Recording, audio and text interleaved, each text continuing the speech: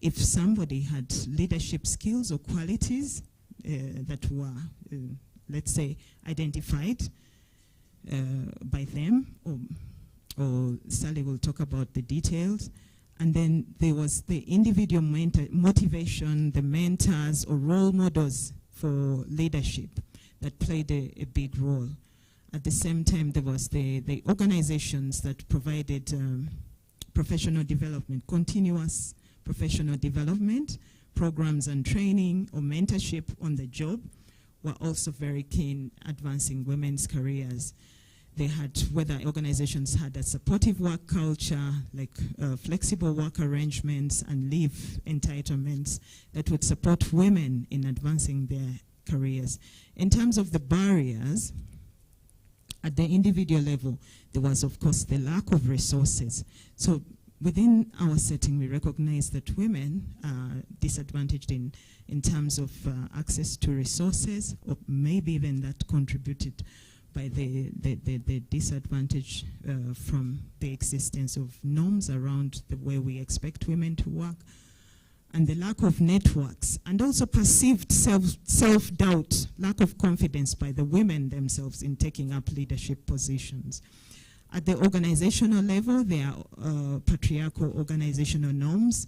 For example, many of the workplaces, and this is not just for, it's even organizations that have been in existence for a long time. There are those norms around who gets hired, how they get hired, or even knowing that the way people are hired into leadership positions is really determined, or is not appointed in a way, but elected. And if we have many of the representatives, whether it's on the boards, are men, then you can already feel that the elective process will favor the largely represented gender. Then there's also verbal and sexual harassment that exists within organizations. And we also had financial constraints similar to the individual level, but organizations had financial constraints to support the advancement of women or the support of programs that help them. There were government policies that were also maybe supportive in some ways, but also barriers in some ways to women advancing in their careers, because if they took time off for childcare, or they need to take time off for childcare or care for the elderly, any care work that is not really supported within many policies, even across Africa. There's the access to public infrastructure, and here we mean whether there's access to schools around where they live to take their children, or daycare facilities, and also transport to wherever they have to go. And this also speaks to other things. There were norms when women focus, there were norms around when women are expected to focus on unpaid care or domestic work and reproductive responsibilities. We had that once women start having children, then they start falling off. That is the point at which they start falling off their career. So most of the time, they have to take care, and so the time is divided. If you think about a man or woman at the same career level, if you start having children, then your career suffers because you have to take time off to do other things, to do the care work. Then there's the gender-based occupational segregation, and this is particularly where certain work is restricted or left for certain genders, and this is historical in many ways, and it happens within the health sector. So what were the key recommendations and takeaways? So leadership across the sector as a whole, we had very limited evidence on what works to achieve inclusive and equitable career progression for women in the health sector. So much as we have the review, we found within the literature, very little was available on what actually works to promote women's leadership. Then the inequalities in power and influence between professional cadres really matter. So the power imbalances, say, between nurses and doctors is key to enabling more women to take up leadership roles. And I can let the other presenters talk about that. So, for example, the work that we were able to find, most of the work around leadership has happened within the health system, particularly looking at health facility, the service sector. And so nurses, that is work around nurses. So very little happening outside or documented in many ways in that sector. So then there was the evidence of, we were looking at evidence of how to dismantle professional hierarchies. So we need interventions to transform gender norms that are important for women's career advancement. So there are all these norms around how many women ascend to leadership, and we need to provide those equal opportunities. And also ensuring that equality of opportunity within professional cadres. So we know that from individual to the structural level, all those factors matter. And at the same time, those factors interact and synergistically reinforce the impact of barriers and enablers. And we cannot address them in silos. So we need to take a multiple intersecting approach. We need to develop gender equitable norms and laws and policies to ensure the progression. And we can talk. So where is more evidence needed? So more evidence is needed to guide investments, particularly for holistic evaluation of all investments on women's unpaid care burden. And what the health sector, in terms of the health sector and cadres, we need to dismantle, to look at how to dismantle professional hierarchies that promote equality of opportunities across cadres. And in terms of intersectionality, while we found that there was provisions in the Constitution to address those protected characteristics of sex, age, race, and disability, there was no analysis of that workforce data by those characteristics to inform efforts to level up opportunities for marginalized women. So very few, if you think about your organizations, do they break down this information by those characteristics to understand where the need lies and who is marginalized in a way, what needs to be addressed. So while our study focused on formally paid health workers, we know that 73% of community health workers who are informal health workers in some ways in Kenya are women.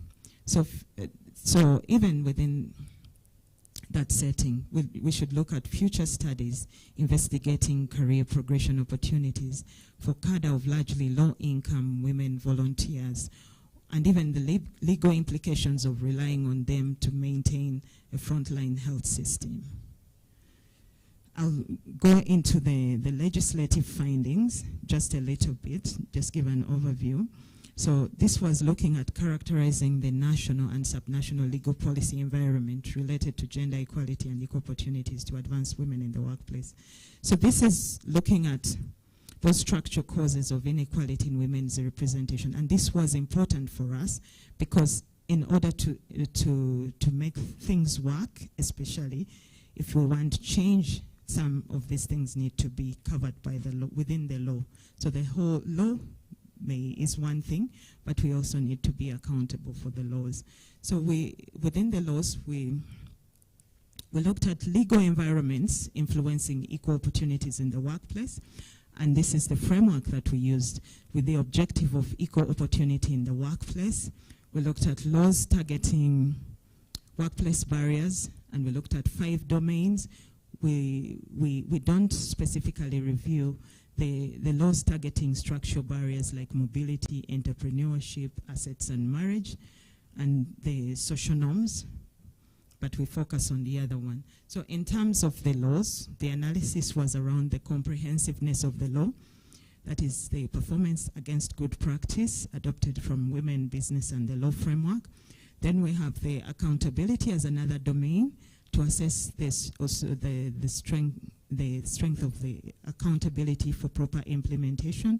And we also look at equity and rights orientation to assess the norms and values evidenced in the law relating to equality and human rights.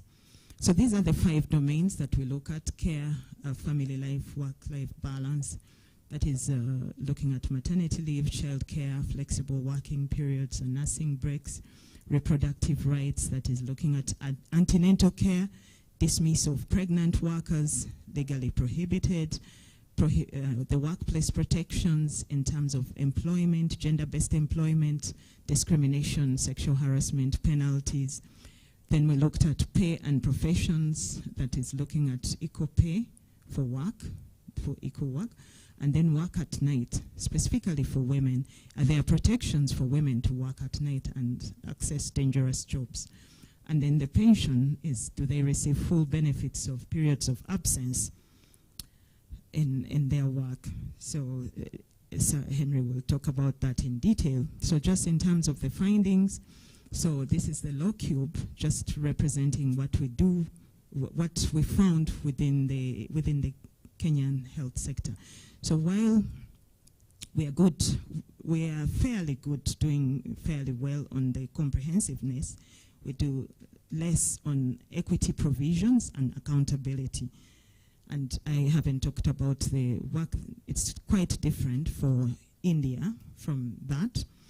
And so in terms of comprehensiveness, we found 18 out of 30 of the laws have relatively good practice from promoting women's entry and advancement in the workforce. The performance is better in pay, workplace and pension domains, but domestic and unpaid care work and work-life balance and reproductive rights are not fully addressed. Then we have informal health workers in the health sector, and those may not be covered by the employment law. Then we have there on accountability, 6 out of 10 accountability measures, 4 of 11 assign responsibility for implementation. So while we have the good laws, we need to take care of the who is responsible, who is held accountable, and how do we monitor if they are working. So we have limited independent monitoring of those, the impact of those laws, and we lack remedial actions for what we do if the law is not met. Then in terms of equity, 3 of 11 had equality provisions and positive look at, including non-discrimination, positive discrimination. The law is generally blind, gender blind in many ways, but we will also talk about that later on. And there's a lack of universality of rights between public and private sector in some statements. So what does that imply? The law remains the bedrock of ensuring universality of opportunity. So much as we talk about the law, we need leaders who are intentional in terms of making sure these things happen. We need positive legal measures to promote equality of opportunity and address the double burden of labor, that is socio-economic reproduction and work-life balance. So what are the implications also? The lack of universality, implications for people without formal employment contracts. What is the gap between public and private sector employment provisions, the relative paucity of accountability and remedial measures, and we need more evidence on the impact of the law on women's careers, including their ascent to leadership. We need greater advocacy, particularly by stakeholder groups, which is many of you here, whether it's trade unions, CSOs, international organizations, grassroots individuals, to facilitate the development adoption of the gender legislative framework. Where more evidence is needed is the research on the laws and how women can access those laws. So in doing this research, we found many women were not even aware of the laws, even within the organizations in which they work. What is the impact of different legal provisions and gender equality outcomes in the workforce, such as interventions, whether it's state-funded child care, equal pension rights, or mandatory gender pay gap reporting, because that demonstrates how the organization performs in terms of supporting women, but also having policies online is a very important thing. So organizations that have policies available online were also very progressive in terms of the they're addressing the issues around accountability and women. So how and when global accountability mechanisms can be used, and this is in one of the resources, we need to work around the accountability mechanisms, the workforce, particularly in the workforce at national level. We have CEDAW guidelines that can be expanded for workplace equality. That's it. Thank you.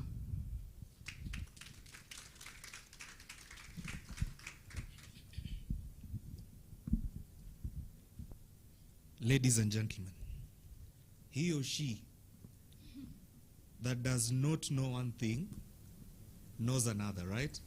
Let's clap for that presentation again. Thank you. Thank you very much. So, and kind reminder that our quote today is that a woman holds the knife at the sharp end. And shortly, I'll be coming at random to any table just to ask how you, or what's your interpretation of that. So, quickly, I would like to now give an opportunity for us to get a keynote address from the Office of the President's Advisor on Women's Rights. And this will be done. She'll introduce herself, of course, and then give us the address from that office. Let's welcome her with a clap.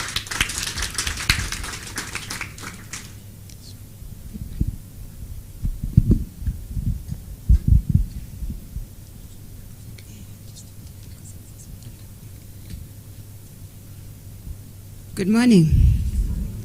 Yeah, today's looking a bit gray, the weather, but the weather is good, right? We can't have sun all the time. It's good for the skin to relax. So my name is Caroline Karimi.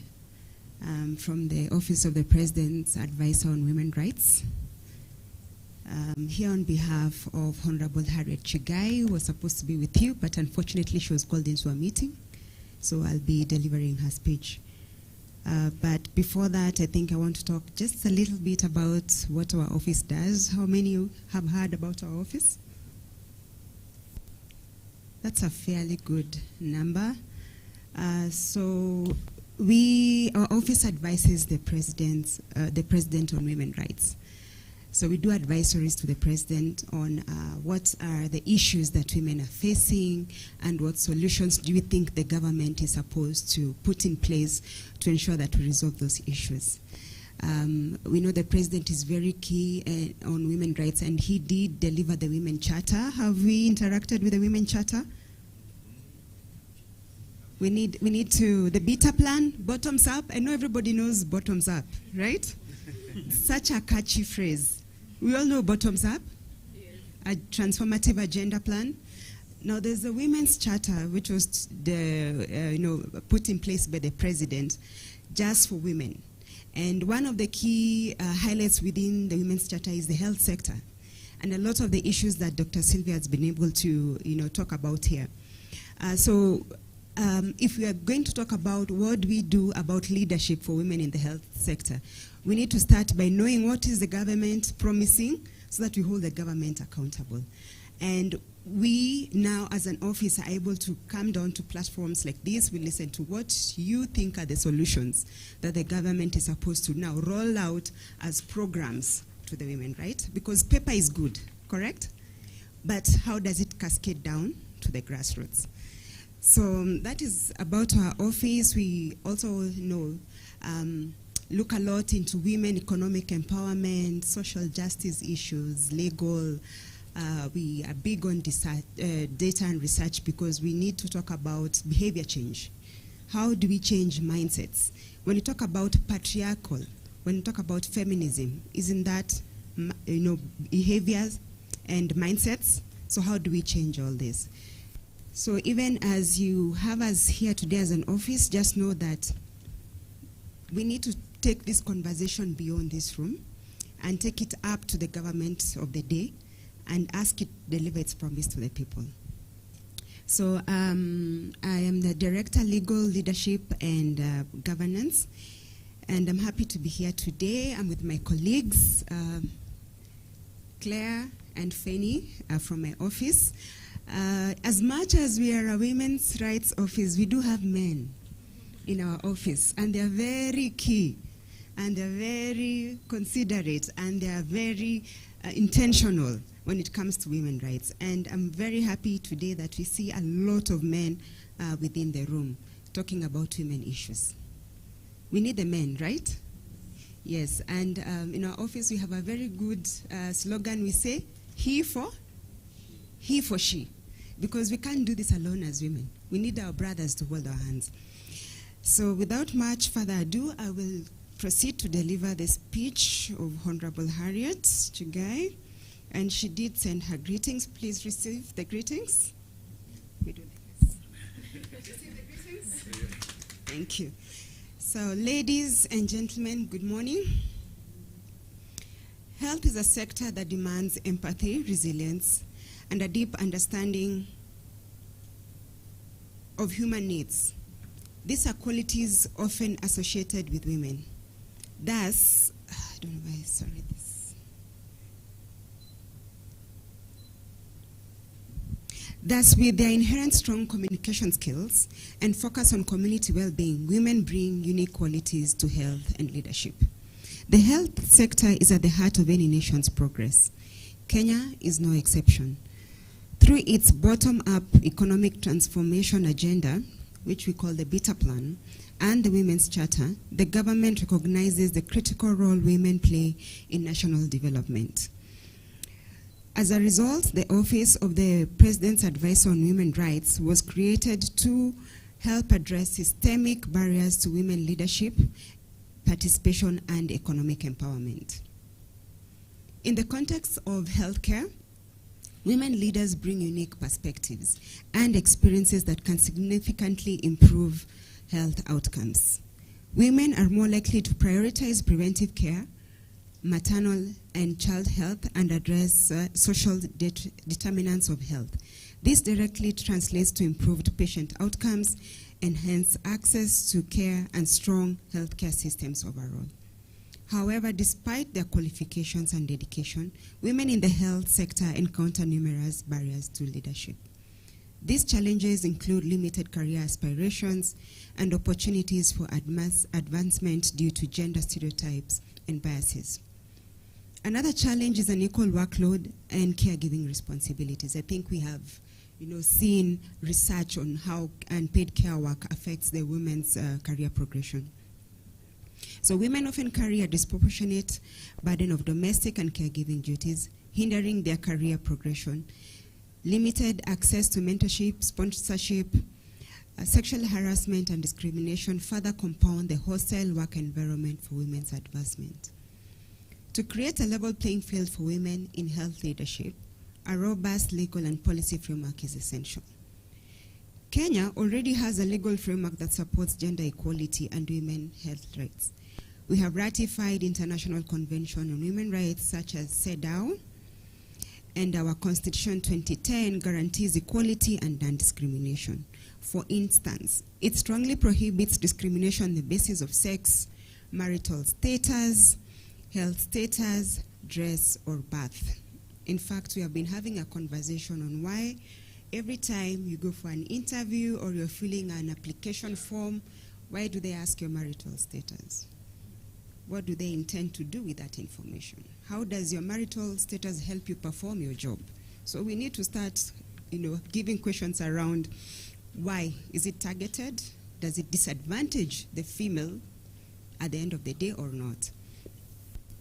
Our constitution is also very progressive, for it enshrines in Article 25(6) the obligation of the state to take legislative and other measures such as affirmative action programs and policies to redress any disadvantage suffered by individuals or groups. And to this, we know women fall squarely in such groups. Additionally, laws such as the Employment Act 2007 and the Equal Opportunities Act 2012 provide specific protections for women in the workplace. However, there is still room for improvement in translating these commitments into tangible actions. As a matter of need, the health sector should also move a notch higher and ensure that their national health strategic plan includes specific goals for gender equality in leadership. According to your report, and statistically, The 2023 World Bank's Women, Business and Law review found that on average globally, a woman has 3/4 of the legal rights of men in the domains she accesses such as mobility, workplace, pay, marriage, parenthood, entrepreneurship, assets, and pensions. It cannot be gainsaid that legal discrimination inhibits equal labor workforce participation of women and deprives women of leadership opportunities at the workplace, including the health sector. Disaggregated data on the health workforce in Kenya is scarce, and we're happy to see that you have done very good research specifically to women. In 2020, 58% of the 89,932 health workers in Kenya were women, and then I have heard from your report that now that has increased to about 73%. And this is across 13 major health occupations in the public and private sectors. While 70% of nurses and midwives were women, less than half of the health workers were women in all other categories. So we are asking how many of these women are in leadership positions, and I think I heard Dr. Sylvia say about 25%. So, and 25% is quite low. We need to increase that number. Data reflects different career paths for women and men. The only occupation where women outnumber men is nursing or midwifery. And we know generally society has associated women with care work. And these are low paying and they are deemed low status by many. These are just perceptions, of course, it's the biases that we're talking about as compared to other health occupations.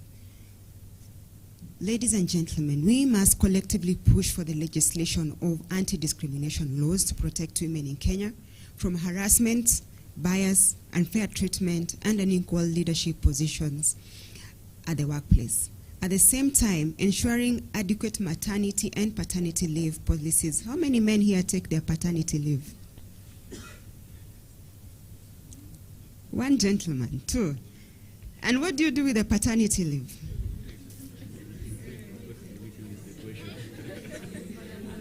I can hear the conversations. I am sure it is not very close to taking care of the baby, right? Yeah, right? Because these leaves are actually meant to support women in balancing their career and family responsibilities. My office is currently spearheading a review of all laws that are discriminatory against women with the aim of working towards either amending, repealing those laws or enacting laws that guarantee specific rights to women. And you know, reports like this that have had research done over a number of years are very critical for us to say this is what the grassroots are saying are discriminatory laws. So we could benefit from your reports. Gender inclusivity in the health sector regulations is a journey that we must embark on if we are to gain ground in health sector reforms. We must take bold steps towards bringing regulations in the health sector that guarantee leadership roles and increased representation of women in decision-making bodies such as the health policy committees and advisory boards, because that is where critical decisions are made. And this should be both within the private and public health institutions. On that note, I challenge the Kenya Medical Practitioners and Dentists Board to monitor and enforce gender inclusivity measures. I dare say how wonderful it would be for the board to go an extra step and publicize the achievements of women leaders in the health sector as an inspiration and motivation to others. And Dr. Sylvia talked about why women don't take up leadership roles. We don't trust ourselves. We don't believe in ourselves. So it is encouraging when you see a fellow woman, get to the highest level of leadership. And we have the CS nominee. Has she been sworn in? Who is the CS nominee for health? A lady, right? Yeah. Legal aid also is another component we have to discuss. So legal aid in terms of legal support and resources should be provided to women facing discrimination, harassment, and career progression curtailments in the health sector. I advise you to consider strategic partnerships with legal aid organizations or the Law Society of Kenya for provision of pro bono services.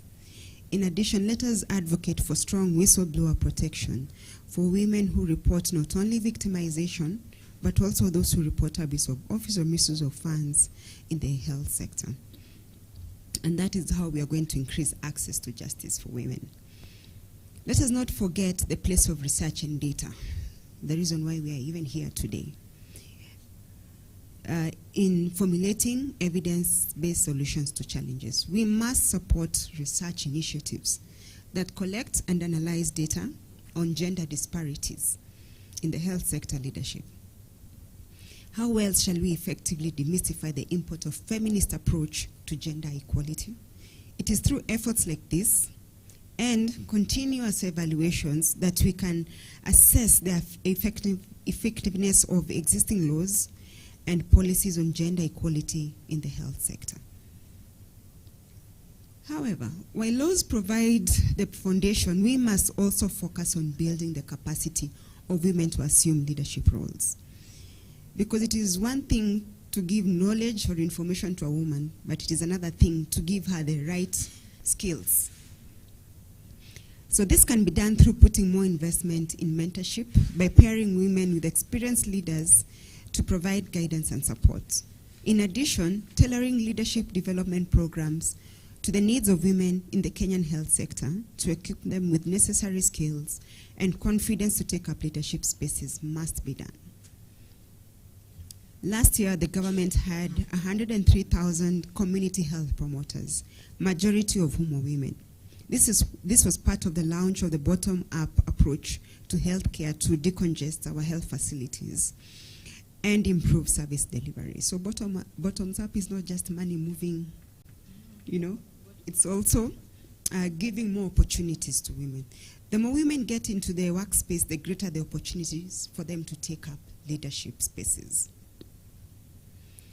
The implementation of the community health strategy has brought about a shift towards preventive and promotive healthcare.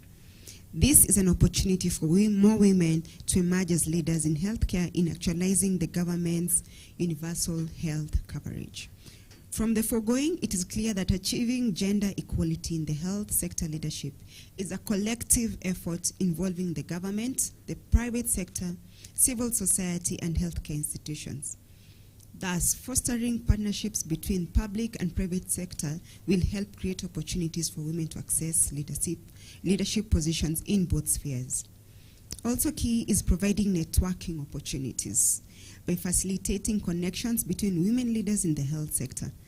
Stakeholders must intentionally raise awareness of the importance of women's leadership and advocate for policy changes.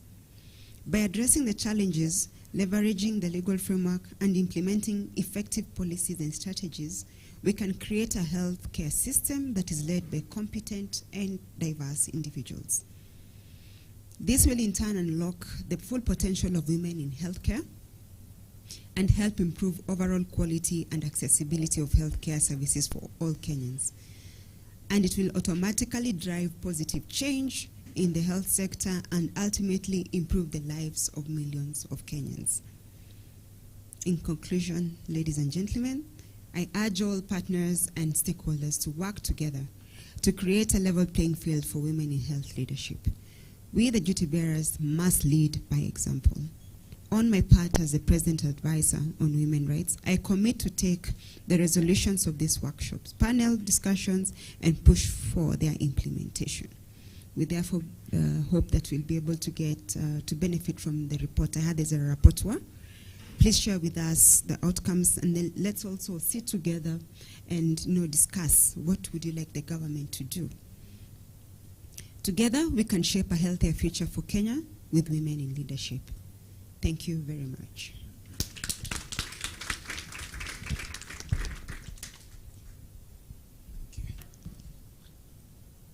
Let's clap again as she takes a seat.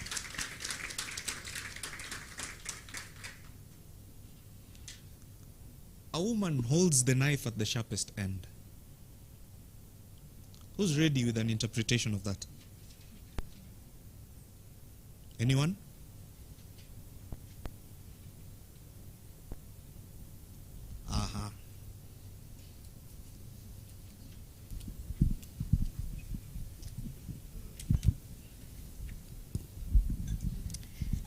Thank you. I look at the knife as sharp, dangerous, but I also look at the knife as workload. The woman carries the load at the workplace, at the household, in society, and always has to be meticulous and has to represent very many people. If you're not doing the right thing as you do all that you do, you carry the load. So looking at it as a dangerous item, but at the same time, the woman will take the load of the children, how they come up, the workplace, how the work is produced, and society norms have us looking at society issues in a key way, and we have to do it meticulously. So yes, it's sharp, it's dangerous, it might cut, but we still hold it, and we do our stuff in the right way. Let's clap for that. You know, the beauty about Proverbs is that there's no right or wrong answer. So that's a very nice one. We'll get more insights as we proceed. So I want to just take 5 minutes of your time to take you through another quick video where we had insights from women in leadership within the healthcare space and what they said about that whole bit. And then after that, we'll get into the next presentation. Now, something I forgot while we started, you can see that there's some QR codes on your table. If you scan that QR code, you're able to access several resources, including the reports. We also intend that at some point we'll have some snippets of the presentations that have been done. We also have some briefs within that resource page. So if you scan it, you'll be able to access some content around what we're discussing here today. So just a quick video for your appreciation. Walk through what codes to get where you are, like out and then, so that other people can have a smooth ride.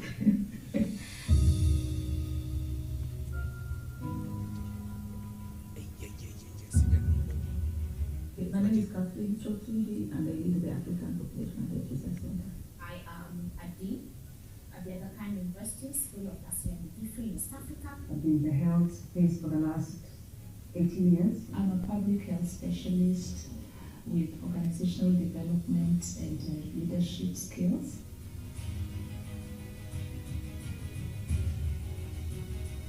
So what motivated to be in the healthcare space?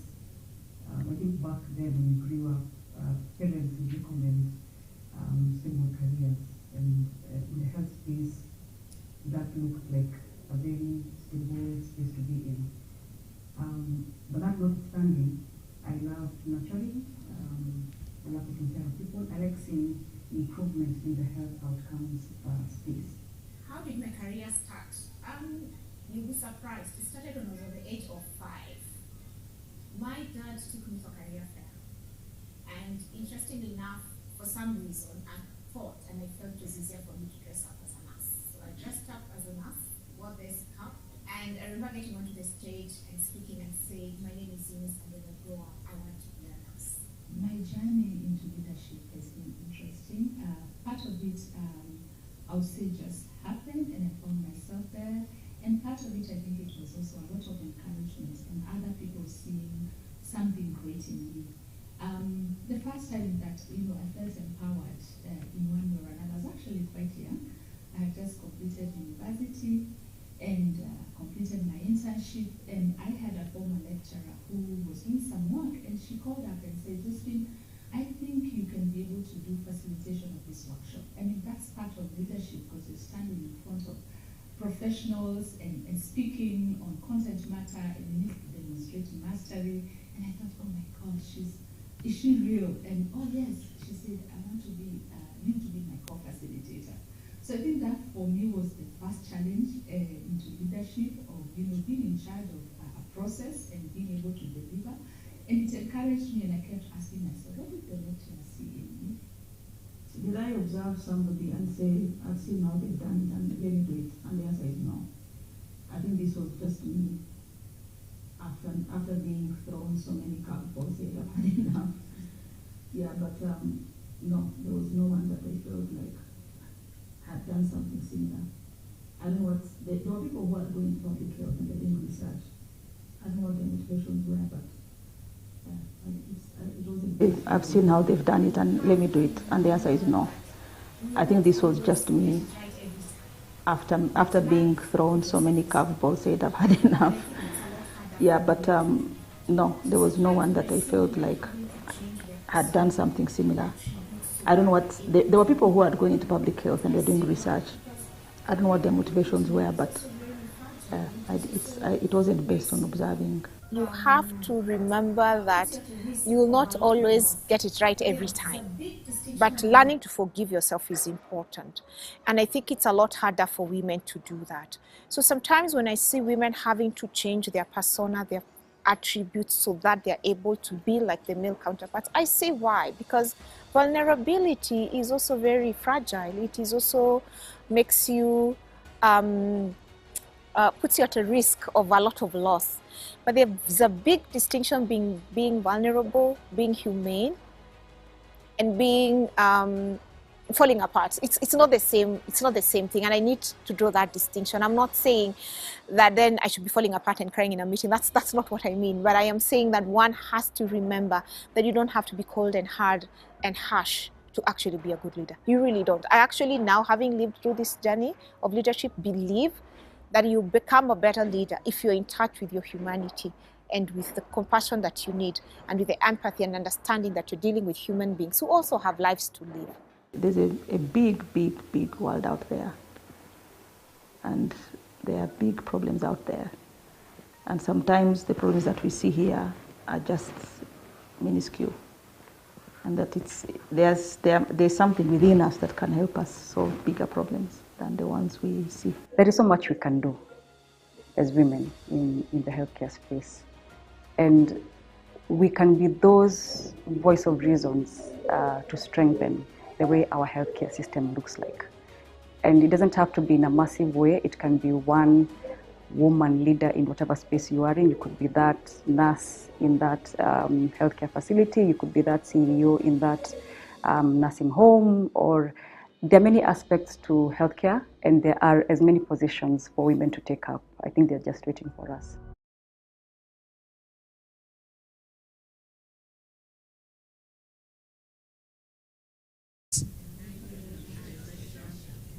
Yeah. So I just want to do, I want to download these slides. For some reason I hadn't downloaded them earlier, because the next presentations are coming up based on these slides.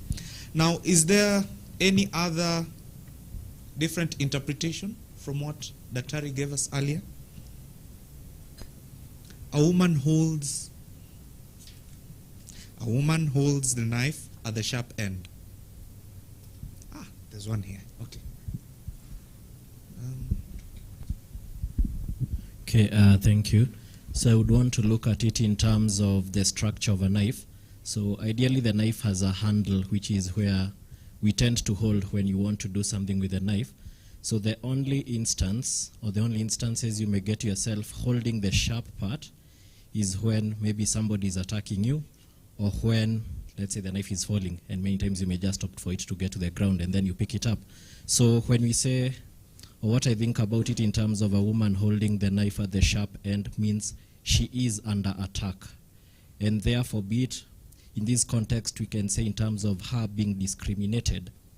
So she is a recipient of a negative action, and therefore she has no option than to hold the knife at the sharp end. And I'd maybe want to add, I don't know whether it's a proverb, but it says when we are looking for somebody to blame, and many times for men, the finger always points at a woman. So I'd want to relate that with the same proverb. Thank you. Let's clap for that insight. It's interesting that today the men are also contributing to this proverb. Yesterday it was just ladies, yeah? Anyway, we'll progress and see how this goes in the course of the day. So if you have any questions about the presentations made, kindly just note your question down. We'll have a session for Q&A later. So based on whatever you've seen, just note it down. Next, I would like to invite Sally to do a presentation.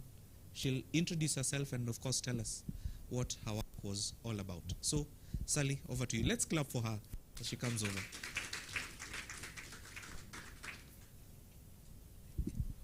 Clap for me again.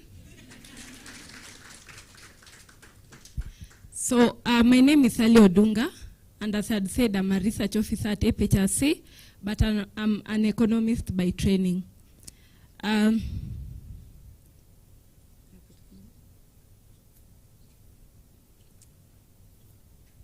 So before I begin, I want to tell you a story.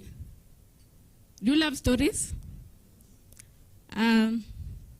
I come from a family of an employed parent and a stay-at-home parent.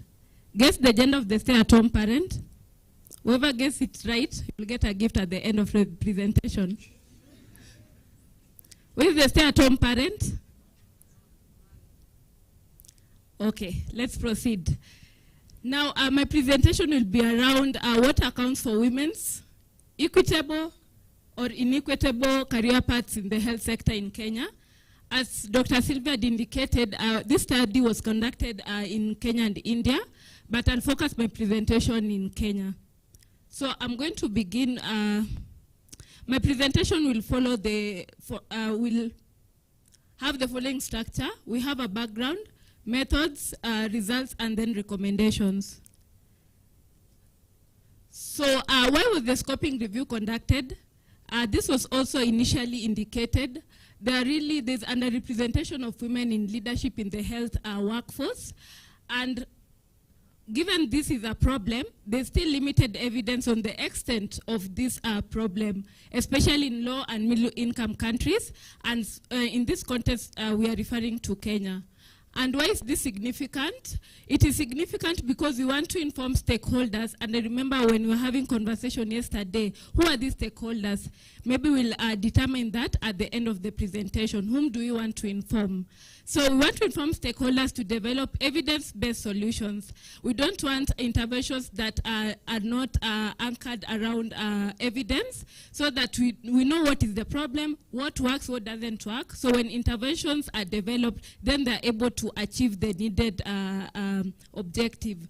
Then we are saying that we need them to identify what works, what doesn't work, based on the evidence that we are going to present, and so that we are able to achieve gender equality and equity in Kenya's health workforce.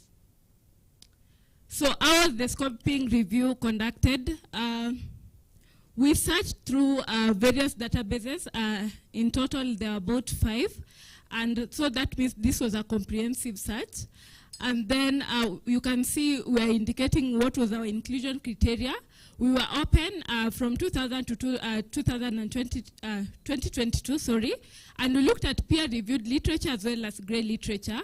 The reason why we included both peer-reviewed and grey literature is because we realized that there are very limited studies, of course, and that's why we had to include all the available literature that were focusing on this particular issue that we are looking at. And we're focusing on paid formal health professionals in Kenya. Then another key thing that we're looking at when searching for these articles was that we wanted articles that factored in women's representation or leadership in terms of the barriers and the facilitators. So we did the screening. As you can see the figure, so this is my right or left, I'm not sure, that side. So you can see from that side, that is the process that we took. And then we did some screening. We did title, abstract, full text. I know researchers might relate. Those who cannot relate, itabidi tuelewe tu leo. So that we did title, abstract, and full text. And of all the articles that we were able to screen, only 11 met our inclusion criteria. So this also indicates what we are trying to say. There's limited evidence. And of the 11, four of them were the ones that were talking about women in leadership in general. So the remaining 7 were talking about the nursing profession. And as we indicated as well, for the nursing profession, we realized that existing evidence shows that a majority of nurses are women. So we felt the need to include such kind of literature because we believe that if we present this evidence as well, it should be able to inform interventions that are geared towards also helping nurses to progress in their careers. So in terms of synthesis of results, how we've presented our results, we used the socio-ecological model. And this model, the good thing about it is that it considers various factors. As we realize that for a woman to be able to progress in their careers, it takes several things to be factored in at the individual level, organizational level, structural level, as well as normative. So this is the rationale why we use this particular model. It also looks at the interaction between a person and the environment, and it also acknowledges the intersecting identities and experiences. So I'll begin my presentation with the individual or interpersonal factors. And the good thing about my presentation, I'm not going to focus only on the negative things. I know you're wondering, what is the good thing?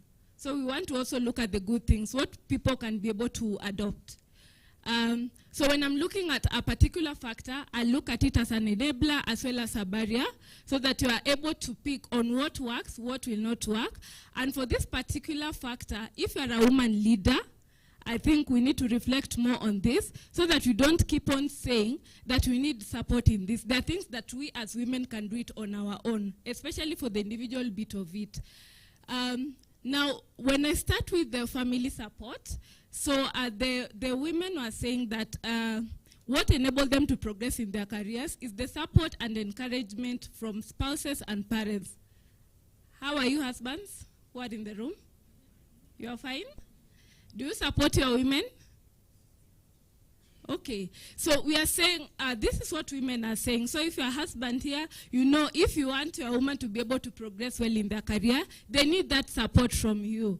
And so we are saying for those who do not have them, you can get that support from your parents. So we are saying also parents can provide that support to a woman to be able to progress in their careers. And when we're also looking at a family support as a barrier, we are saying that when you have family and parental obligations, it becomes a challenge sometimes, because now you have to decide on what we are supposed to do. In terms of advancing education and taking certain jobs, you have to choose sometimes, and it becomes difficult. So if you don't have a good family support, then it becomes a barrier for you as well. Then the issue of personal attributes. So in terms of personal attributes being an enabler, we are saying self-discipline. So this is something that we should do reflection as women. So do you have self-discipline? Do you have determination? Do you want even to be a leader, first of all? It cannot be given to you if you are not even prepared to be a leader. So you need to be determined. You need to be passionate. You need to be committed. You need to be ambitious. And you need to have mentors and role models. So these are things that you can do on your own as a woman and be able to compete. I know it becomes quite difficult sometimes, but we just have to do this because this is how things are. Then in terms of nurses and leaders, this is a particular attribute that the nurses were able to report. So for them, they were saying to be able to progress in their nursing career, they're supposed to have leadership-like attributes, which means they need to have management skills, negotiation skills, problem-solving skills, as well as effective interpersonal skills. Then this one, if you look at it as a barrier, it was mentioned that lack of confidence really plays a role in some women not being able to progress in their careers. So whatever it's needed, please try and be able to have that confidence so that you are able to be seen. Of course, confidence also increases your visibility as far as what you are able to do and what you are not able to do as a woman. Then when we look at knowledge and skills, we have enablers. So for this particular, for nurses and leaders, they mentioned that in order for them to progress and be involved with even health policy formulation, they need to be knowledgeable about health policy formulation and be competent in their field of nursing so that they're involved in these decision-making tables. And if you look at it as a barrier as well, the nurses mentioned that lack of confidence, so you can see lack of confidence is a key issue, and then lack of active participation. So you are brought here today, and you keep quiet the whole day, and nobody notices that you are here. You see?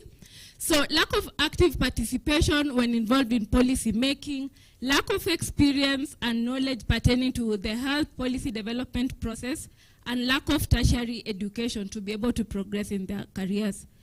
Then, last but not least, as far as the individual and interpersonal factors are concerned, we have material resources. And here, women mentioned that financial constraints becomes a key issue for them because they have parental obligations and they prioritize their children's education compared to theirs. So that is a woman for you. I don't know if men also do this, that if they want to progress with their careers or with education, they're like, I have a child. Maybe I should focus on the child first, then I'll proceed with my education later. But for women, it's something that is coming out, that when they have children who needs to go to school, and they also want to further their education, they first consider their children before they're considering themselves. And for me, I think this is now a challenge, because maybe it's the soft part of women. I don't know. That is the bitter truth, but it's so unfortunate. So some women have to prioritize their children's education. Then we have the organizational factors. So for organizational factors, some of the key things that were mentioned were capacity building and networking, career progression and leadership opportunities, organizational policies, work culture and relationships, as well as flexibility and work burden. So for the organizational bit, now this is the role of the organization, what they can be able to do as institutions. So one of the enablers we've said is capacity building. We're talking about continuous professional development. This includes on-the-job training, scholarships to further education, workplace mentors, and we are saying that this is a structured kind of mentorship, that the organization has some structured mentorship where women are able to be mentored, and also having supportive supervisors who recognizes your ability and who is able to encourage you to advance in your career. Then when you look at nurses and nurse leaders, what they were trying to mention was that they're saying that if there's a broadened curriculum, as I said, I'm not a nurse, so I'm not able to confirm what they're trained about. But they mentioned that if the curriculum is broadened so that it's able to cover health policy, then they're able to support policy development as well. They felt that because they're not knowledgeable about health policy formulation, it's become so difficult when they're invited, and when they're invited in such forums. So they're not able to contribute much. And as you know, if you don't contribute much, nobody will be able to recognize you. Then you'll go back like that, and then you'll not even grow. Then we look at the barriers. So barriers, the nurse leaders mentioned that sometimes the institutions have financial constraints for capacity building programs. So because of financial constraints, some of them are not able to get these opportunities to develop. And of course, this now acts as a barrier as well. Also, they mentioned that their curricular failure to cover content related to health policy formulation makes it difficult for them to participate in the policy development process, which they are saying that if they are able to engage in such forums in the policy development process, then they are able to contribute on what works for them, and they're able to progress in their careers. Then on the organizational policies, so this one was just a barrier, not a facilitator. And what was commonly mentioned was that their inability to become in charges or managers for rural hospitals, since current policy allows for clinical officers to assume that role. Maybe at the end of the discussion, we'll have a discussion with the nurses who are here to let us know how true or false this is. But according to them, they felt like they have the required education, they have the relevant experience, but they're unable to take up certain roles because of how the systems are structured and the policies that are there. And they feel like they're even more qualified than clinical officers at some point, and they are the ones who are given this managerial role. So for them, they feel that this is a barrier to them. Then we're talking about work culture, relationships, and harassment. So as an enabler, the nurses or leaders said that some level of decision-making autonomy enables them to exercise leadership. And also it allows them to participate in all stages of health policy making process. And this one as a barrier, they mentioned that sometimes they can be leaders, but they also do not have decision-making autonomy. So you're just a leader, but you don't have that power to make certain decisions. And they feel that if you don't have that power, then it's so difficult for you to also progress in your career.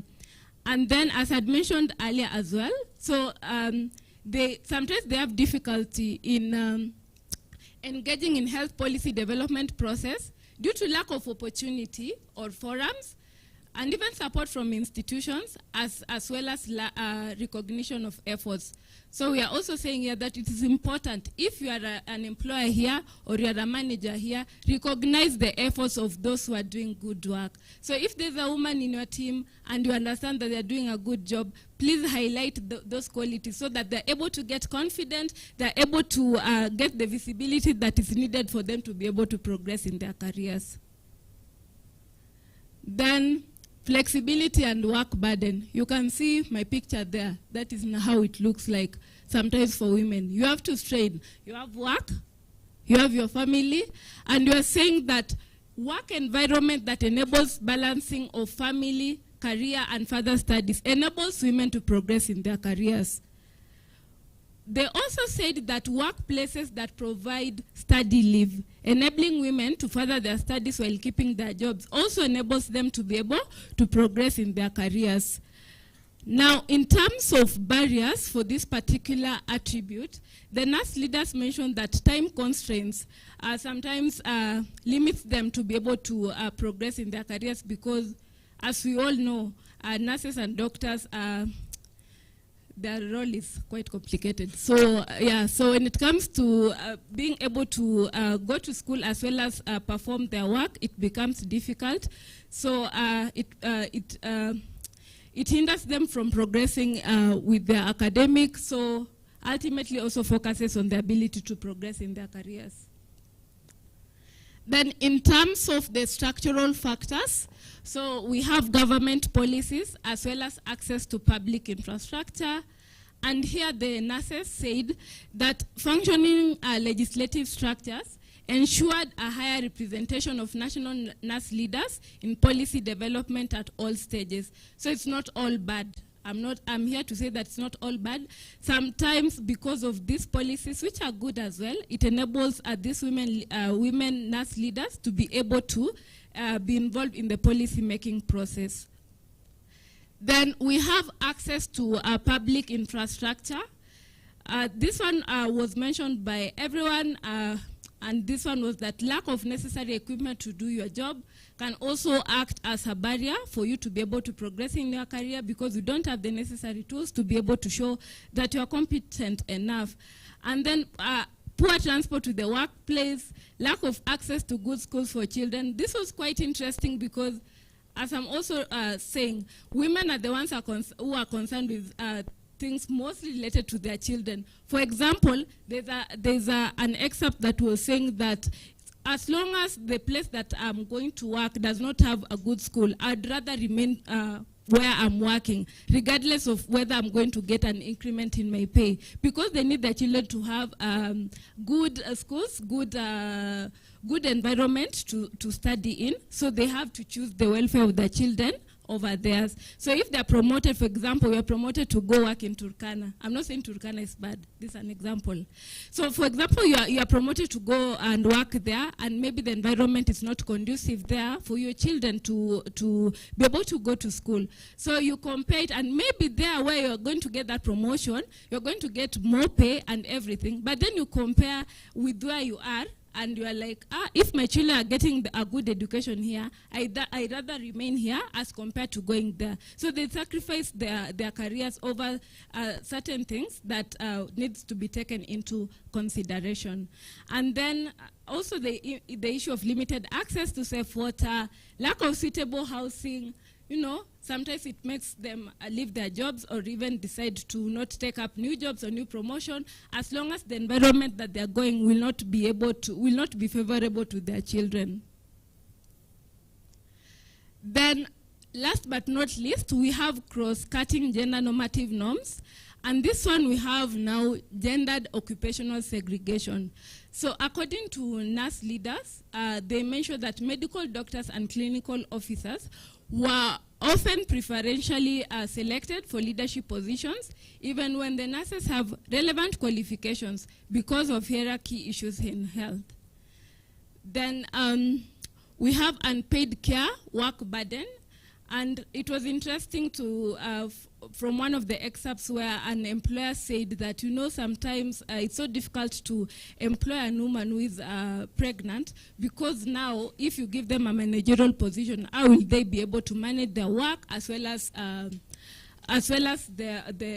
family? So for them, they feel like during recruitment, that will not be a favorable way of doing things. So, so this is also a challenge during recruitment process. Then last, we have pregnancy as a key reason why Kenyan student nurses drop out from training, rendering them unable to secure good employment. And we know when pregnancy occurs, highly likely, not highly likely, most likely, that a woman who is the one who is now pregnant will be the one to drop out of the school, not the one who impregnated that particular student. So, so when you impregnate this student, the lady drops out of school, you continue with your training, which means by the time she goes back to school, that is if she decides to go back to school, you'll already have progressed in your career, so it becomes so difficult to compete with your counterpart that you began with. So after talking about the barriers and facilitators, we were also looking at the interventions that have been conducted so that you can see what are the model interventions that can be adopted so that we can see more women progressing in their careers. Interesting enough, based on the search that we did, we were only able to find one study that talked about an intervention. And this study, it looked at, there was an intervention that involved Kenya women doctors where they were trained internationally on research. And the training was short-term and long-term, and the training was in epidemiology, biostatistics, biomedical research. The effect of intervention was not evaluated, unfortunately, which also this seems like a gap, because when we implement an intervention, we would like it to be evaluated so that you can see whether there's an effect. Is it a positive or a negative effect? And if it's a positive effect, then how can it be adopted or how can it be scaled up? So while the intervention was not evaluated, but the participants also mentioned that after completion of the program, they were able to take different career paths as well. So there were Kenya medical women doctors at the time of training, but at the end of the training, they were able to see there were other career paths that they could take apart from being doctors. So some of them decided to go and teach, some of them ventured into research, others engaged in other lucrative careers. So I know I've talked a lot and you might forget what I've said, but please remember this slide alone. So in terms of recommendations, as you said, we are saying there's limited evidence. There's no doubt about that. We've provided evidence. We've said that what we've been able to find is that there were only 11 papers. So on what works to achieve inclusive and equitable career progression for women in the health sector in Kenya. So this shows there's need, of course, to have more research conducted that reflects on what works for women. And also, if there's any other work that you are doing as a stakeholder and you've not documented it, it becomes so difficult for people to be able to know what you are doing. Because based on what we were looking at evidence that was online. Maybe we are doing even a good job, but we are not making it visible. So we are not able to get that. And when people are not able to know what we are doing, then sometimes it does not make the impact that you intended it to do. Then the second thing that we are saying is that addressing power imbalances between nurses and doctors is key to enabling more women to take up leadership roles. We are saying this because, as you had indicated, about 70% of the workforce are nurses, and most of the nurses are women. So if there is power imbalance, then it means that more women are not able to take up leadership roles. So if this power imbalance is able to be addressed, then you can be able to have more women in the leadership roles. Then interventions to transform gender norms. Of course, this is very key as well, where we have equal opportunities for women career advancement. Then Number 4, we are also saying that developing and enforcing gender equitable laws and policies are crucial, actually very crucial, to enabling women's career progression. Last but not least, the one that are highlighted in red, read it again. We are saying career equity and leadership diversity can only be realized through action across multiple intersecting domains. I'm going to read it again. Career equity and leadership diversity can only be realized through action across multiple intersecting domains. We are saying that you cannot just use one approach. It has to be multisectoral. We are looking at it from the individual perspective, organizational perspective, structural perspective, as well as the normative perspective. Thank you for that, and I would like to acknowledge the project team members, as well as Global Health 50/50, International Center for Research on Women, India, as well as Bill and Melinda Gates Foundation. Thank you.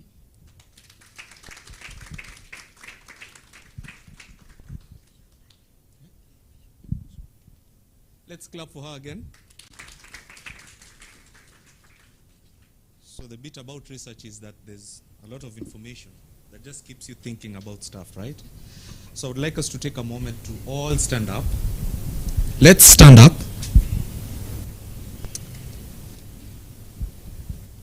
Yeah, tea break was some time ago, but we'll get there, don't worry. Turn to your neighbor and ask them this question. Kindly tell me your nickname.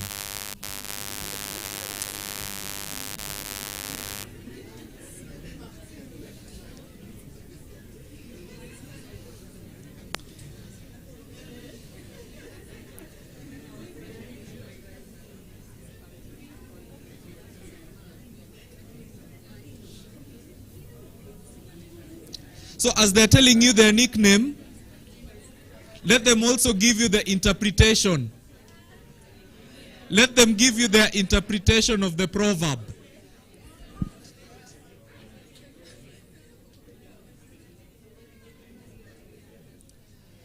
Yeah? Let them give you the interpretation of the proverb.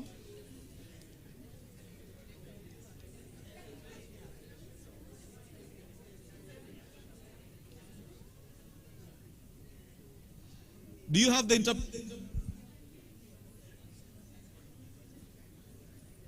Do you have the interpretation of the proverb? You have it? Okay, that's fine. Let's have our seats. Let's have our seats. Yeah, we'll get to tea time. Don't worry. Just shortly. So, we had, I think we've gone so far, and as you can see online, we also have some guests that have joined in. I think you all noted Professor Sarah Hawkes in the first interview. She's also online. I would like to give her a minute to just introduce herself and just talk a little bit about what you're doing here today. Is she hearing me? I've muted here, so she's getting me, right? She's getting me. Okay. Professor Sarah Hawkes, would you like to introduce yourself?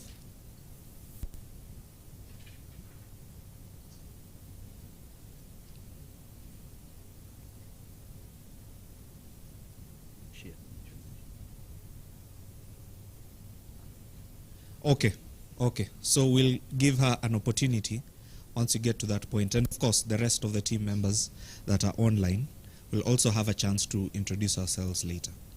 So now we would like to have a quick presentation from Henry on, I think he'll give more insight into what he wants to talk about. So Henry, over to you. Share screen. I need to share my screen, right?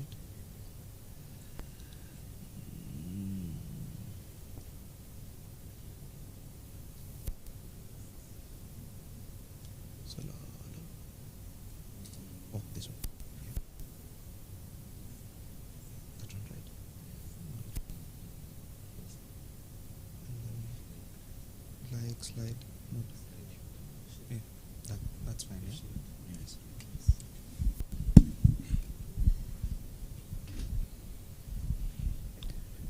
Thanks so much, Chris, and thank you, everyone. Where do I start? You know, we grow up in a society that's heavily gender biased, and so whatever you do, however you think, once in a while or most of the time, you have to kind of check yourself, right? And so, if I'm to think like my grandfather back in the village, may the Lord rest his soul in peace, on Chris's proverb, was it a proverb? Was it a, whatever it was, he says that a woman holds the knife from the sharp end. And if I'm to think like my grandmother, oh no, my grandfather, I'm like, what's wrong with this woman? Does she know that the knife has a handle? Where are the men in her life? Why will they teach her this? But these are a source of biases that we possess as people as a result of the societies we've grown up in. And I bet someone maybe in the room must have thought of that and remembered not to say it. Either way, I'd like to walk you through the work we did. And so part of the work that Sylvia had already hinted onto was looking at legislations in Kenya. And while Sally finished by appreciating the partners and all project, everyone else who was included in the project, I'd like to start with that. We are really grateful to the collaborations by Global Health 50/50 and the International Center for Research on Women for their collaboration, enabling us to do this study both in Kenya and in India. But most importantly, we are grateful for the Gates Foundation, without which we wouldn't have the funds to conduct this study. And so in this bit that I'm going to talk about, so in this slide that I'm going to talk about, I'm going to talk about one of the work streams in which we looked at the laws in Kenya, but also in India. I'll refer mostly to the work we did in Kenya, what we found, how we did it, what we found, why we did it, and I think in the end we can have a discussion about what we see there, about the findings that we found. Is it working?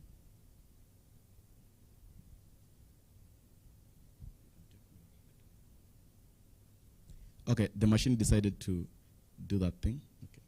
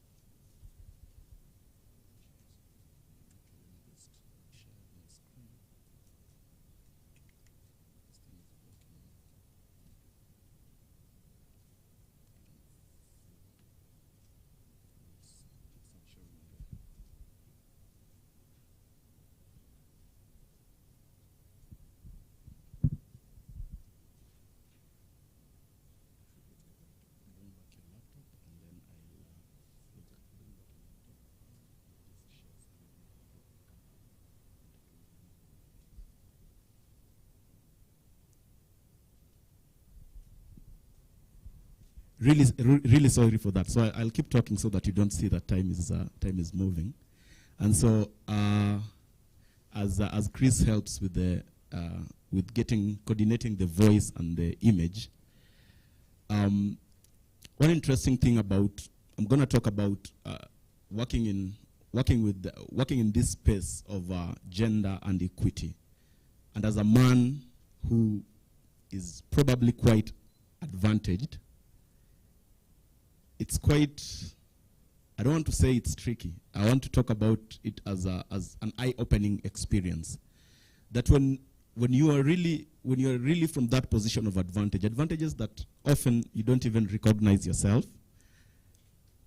some things that seem really obvious come to you. They hit you that, okay, this is now an advantage. You start realizing that really this is an advantage for me. I'll take an example. If you have a male supervisor, as a woman, of course, you're working with a male supervisor, and you are in the heat of work. You are at that point of your work where you people need to keep in touch, and you're like, okay, I just need to get back to them about this one thing, right? Of course, work-life balance is there, but once in a while you'll want to send that text message or WhatsApp message at night. How easy do you find it as a woman with a male supervisor? How easy do you find it as a man with a male supervisor? How easy is it for you as a man with a female supervisor? Let's think about that. Chris, my words are over now. I'll start charging you. So let's think about that as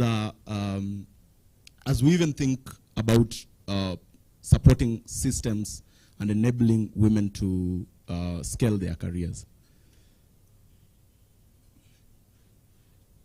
So you can have this.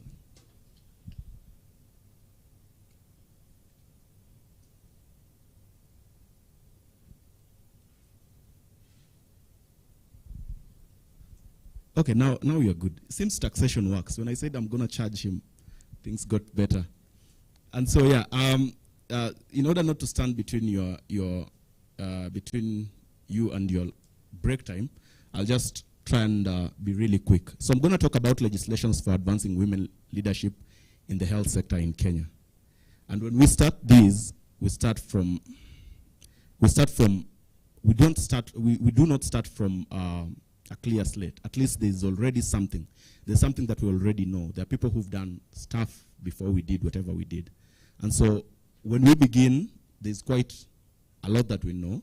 We know that law and life chances, that laws shape structures affecting people's life chances and workforce opportunities. We also know that there is a correlation between legal equality for men and women, and these can either improve employment equity or it can hinder.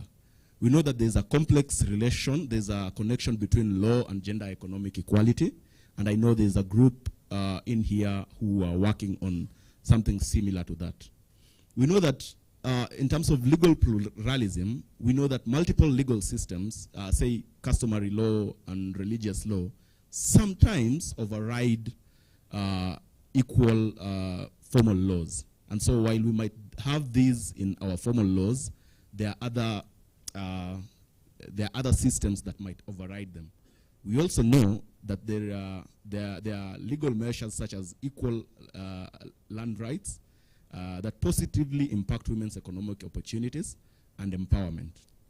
Similarly, evidence already exists on workplace equality, that laws that focus on equal pay, maternity protection, and that prohibit workplace harassment and promote career equity for women remain elusive. And I think our colleague from the Office of the President had hinted onto that, the work that the World Bank Group, Women, Business, and the Law Report have done.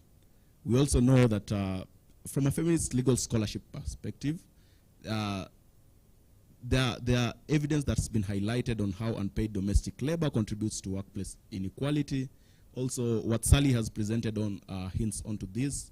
And this suggests that laws should address specific needs like flexible working hours and support for childcare, especially because in terms of how the how our society operates, this has heavily been relegated to this a woman's role. And then we also know that there's a fundamental role of the law, that the law is the foundation for building systems and structures of equality and enhancing accountability within and outside the workplace. But even as we already know this, we can pick at least 4 key arguments that are made for supporting women leadership, supporting equity, supporting gender equality. And the first one is a right-based gender justice. And of course, men and women fundamentally are equal by all means, just by the virtue of being human beings. And I'm going to jump to the last one also, that we know that the other argument is that as a country, we have committed, and again, this has been hinted on, that we've committed to global commitments such as CEDAW, and that's why it is necessary. We also know, at least there is little evidence on the impact of women leadership on health outcomes for women, children, and interestingly, also men. And lastly, and I'm looking for Papela, I don't know where he is. And lastly, Papela tried to make this argument yesterday, the instrumentalist argument that as a businessman, what value does it bring to me to have women in my leadership position? In fact, even within the institution, what value does it bring to me?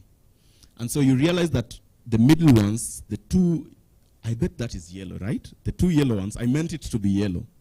So if it's not, just assume it's yellow, yeah? So the 2 middle ones, there is quite very little evidence, although there is evidence, not as much. And so if any one of you wants to take up something to research about, I think it will be really useful for everyone that we generate more evidence on this. That notwithstanding, I'd like to reiterate that the work we did is heavily focused on the 2 green ones, right-based gender justice, but also on global commitments that as a country we've committed to. Now, we take this from the broader perspective of this, and I know Sally and Sylvia have also talked about this in one, or it's the same thing but in really different ways. That if we look at in general, if we want to target the broader perspective, is that we're targeting laws that are harmful to social norms. And these are some things related to non-discrimination, which our constitution is heavy about. We're talking about positive discrimination or affirmative action. We're talking about equal responsibility. We're talking about transforming gender norms. But then addressing that is like the outer crust. And so there's you could address that and still you'll have problems with mobility, entrepreneurship, and asset, and then also marriage. And so there is one layer below that, that's on laws that target structural barriers. And yet another layer below that on laws targeting workplace barriers, and this is on pay, care work, work-life balance, pension, reproductive rights. And now to the objective of what we aim to achieve in this study. Equal opportunity in the workplace, specifically enabled by the law. Now, Sylvia had already talked about this. So we had 3 key angles that we were looking at. And if you remember Sylvia's cube, do you? Yeah, it had, you know, a cube, it has height, it's breadth, width, height, right? Breadth is height. Length, width, breadth, I think. And so we are looking at comprehensiveness, that to what extent, how comprehensive are these Kenyan laws that affect workplace? Are there accountability mechanisms on these laws? And then are there equity and human rights pronouncement on the laws that we looked at? And we had adopted the Women, Business and the Law report, the approach that they used to analyze laws across the globe, but then added a few more axes that were not in that. And so for our study, we look at care family life and work-life balance. We look at laws that apply to that. We look at laws that affect reproductive rights. This was not part of the Women Business and the Law report, but it's an addition to what we do. We look at workplace protection. We look at pay. We look at pension as the key areas that we are looking at those laws. And so this one speaks to the comprehensiveness of our laws. And disclaimer, I'm going to talk more about the comprehensiveness than I'm going to talk about accountability and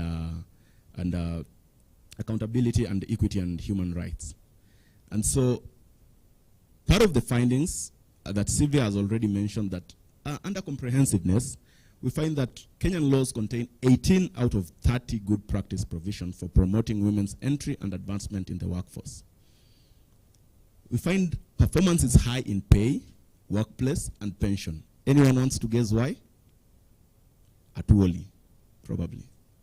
Labor unions, right? And we've had a strong one, and so likely it affects men as it affects women. But our performance is poor in care, family life, work-life balance, and reproductive rights domain. On accountability, we find that roughly 6 in 10 of Kenyan laws reviewed contain accountability measures for implementation and or monitoring. We find also that 4 out of 11 laws assign responsibility for implementation, but none have measures for monitoring implementation.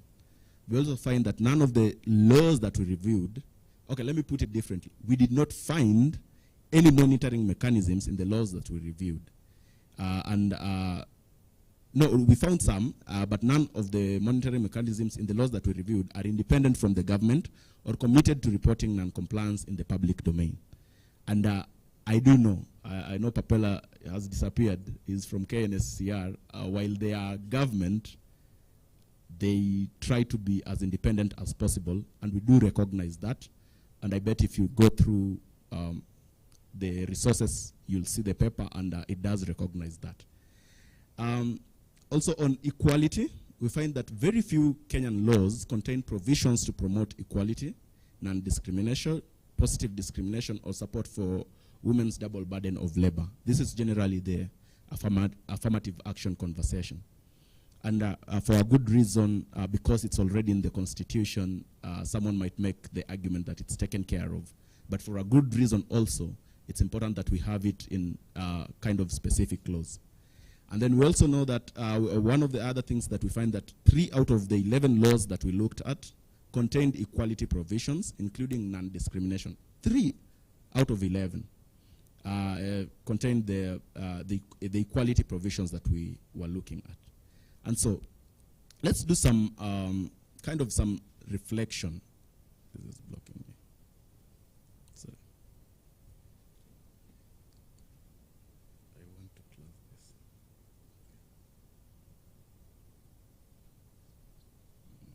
Okay, now on reflection, I think one of the things we're thinking of is that legal environments and structural conditions are crucial for promoting women's participation in the formal labor force and their advancement to leadership position. We do know this. We also know that equality of opportunity in the healthcare workforce requires key provisions to be codified in the law, and accountability measures must be implemented to ensure their effective enforcement. There's also the point that comes out that in Kenya, legal barriers to women leadership have received very limited attention from the government, and many good practice provisions that promote equal opportunities in employment are absent. We see that the care, family life, and work-life balance domain have received particularly little legislative attention in Kenya, and other low and middle income, in Kenya and also other low and middle income countries, which definitely impedes women's entry into health sector occupation, or even prevents them from assuming leadership roles. And then we also know, we see that lack of accountability measures raise concerns about the impact of legal provision on women and marginalized groups. And positive measures are needed to promote equality and address the double burden of labor. Some of the recommendations that we make from the findings of this study is that legislations should, I was tempted to change that to must, but legislators should consider gender norms in law to ensure comprehensive support for women's careers. Also, that while the Constitution provides for equity and non-discrimination measures, there is a need for individual legislations to also contain equity provisions. There is a need for government to review legislative processes to ensure that future laws can account for robust accountability mechanisms. And then a key question for future research is really in identifying those factors that have the potential to influence the development and adoption of legal instruments that promote gender equalities. The other recommendations that we make is that laws can sometimes lead to backlash. Thus, there is need for sensitization of stakeholders. And then there is also need for greater advocacy by different stakeholder groups, including trade unions, corporate CSOs, international organizations, in order to facilitate the development of gender progressive legal frameworks, which work as a positive determinant to women's career growth. I'd like to stop there. I bet when we go on to the discussion, there was a question asked yesterday about the specific laws. We can talk further about them. Just roughly, you see that we are doing well on workplace, really well on pay, on pension. There is the law, there is the legal provision we are looking for, and then there is the answer at the end, whether it's a yes or no. So a Y definitely means yes, and then N means a no. And then there's the place where we are doing really badly under care and work-life balance. We are doing terribly. And then we have reproductive rights from that we also adapted from the World Bank. We are also not doing really well. That's all from me. Thanks so much, and back to you, Chris. Thank you, thank you. So I think, ladies and gentlemen, we are at that time. It's tea break.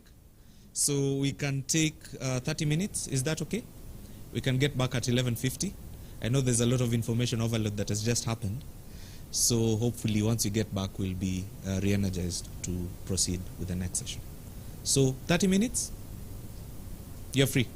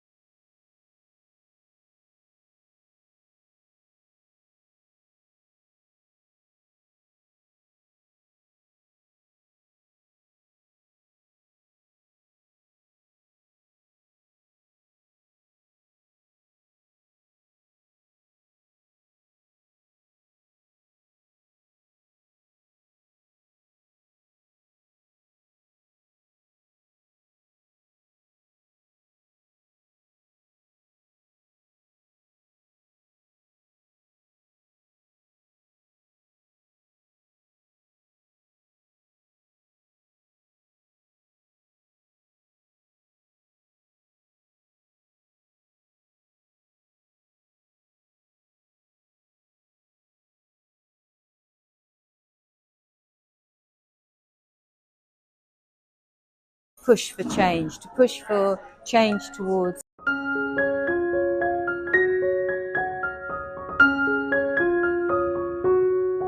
Public health is a field dedicated to protecting and improving the health of all people. For too long, women have been underrepresented in leadership positions within the health sector, but that is all about to change. The Women in Leadership Project, a collaboration between the African Population and Health Research Centre, Global Health 50/50 UK, and the International Centre for Research on Women, India, is breaking down barriers and empowering women to take their rightful place at the wheel. You know, we've been hearing a lot about how within the health sector, a lot of the work is being done by grassroots women, but there are very few in leadership positions. So we wanted to understand what is it and why is it that women are not in leadership positions. From a lack of mentorship to unconscious bias, women face hurdles in attaining leadership roles in the health sector. So I think there's probably barriers and challenges at several levels, including the lack of legal protection, the lack of organisational policies, but also at the level of what happens in their homes, what happens in the domestic sphere. So all of the evidence that we have shows that women have pretty good equality in the workplace in many countries, up until the point at which they have children. And once they have children, their ability to progress their careers in the workplace really declines. So for me, one of the biggest challenges that we need to address is the lack of equality in the domestic sphere. But progress is being made. Organizations like Global Health 50/50 are implementing strategies to bridge the gap. So the entire purpose of Global Health 50/50 is really about promoting equality of opportunity for everybody working inside global health organizations, as well as equality of opportunity for people benefiting from the activities of those organizations. So we're an accountability and monitoring tool, mechanism, that provides data that people inside organizations can use to push for change towards equality and social justice inside their organizations and in terms of what their organizations deliver. Through in-depth research and insightful interviews, the Women in Leadership Project is shedding light on these obstacles. You know, while I can speak about specific barriers and enablers in the health sector, hearing from women from different sectors, we've learned that some of these barriers and enablers are common across sectors. So it's not just about the health sector. So if you talk about some key barriers, I think we have to talk about organizational culture. How masculine are these spaces, right? Are there spaces where women are heard? Firstly, are there spaces where women are hired? What are the biases at the hiring level? Are these spaces that understand women's lived realities? The fact that women, when they get married, are expected to provide care work, right?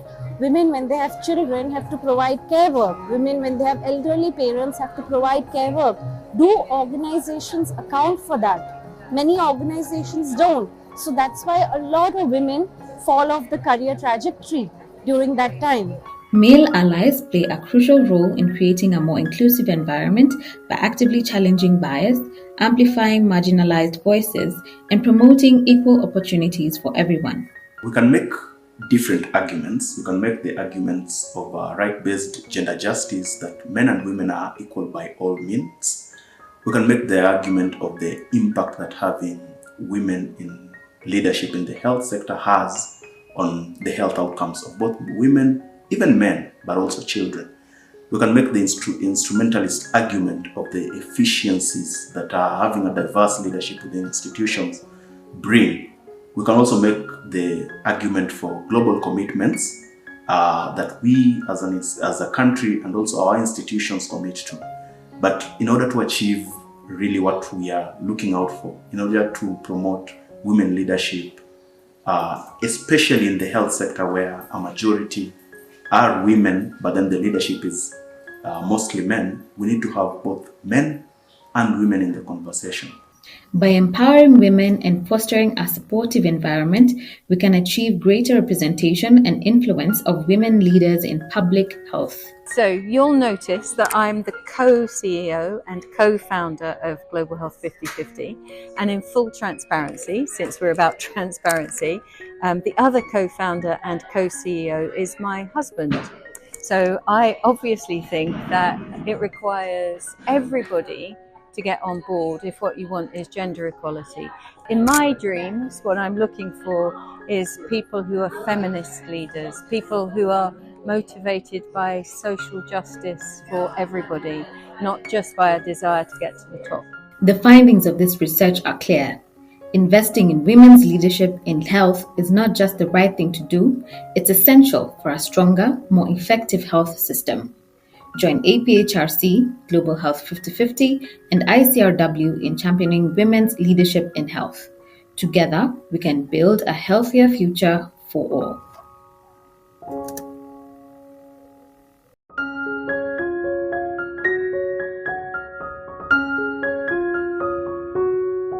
Public health is a field dedicated to protecting and improving the health of all people. For too long, women have been underrepresented in leadership positions within the health sector, but that is all about to change. The Women in Leadership Project, a collaboration between the African Population and Health Research Centre, Global Health 50/50 UK, and the International Centre for Research on Women, India, is breaking down barriers and empowering women to take their rightful place at the wheel.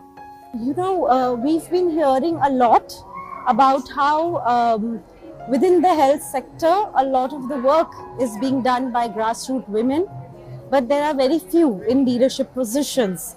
So we wanted to understand what is it and why is it that women are not in leadership positions. From a lack of mentorship to unconscious bias, women face hurdles in attaining leadership roles in the health sector.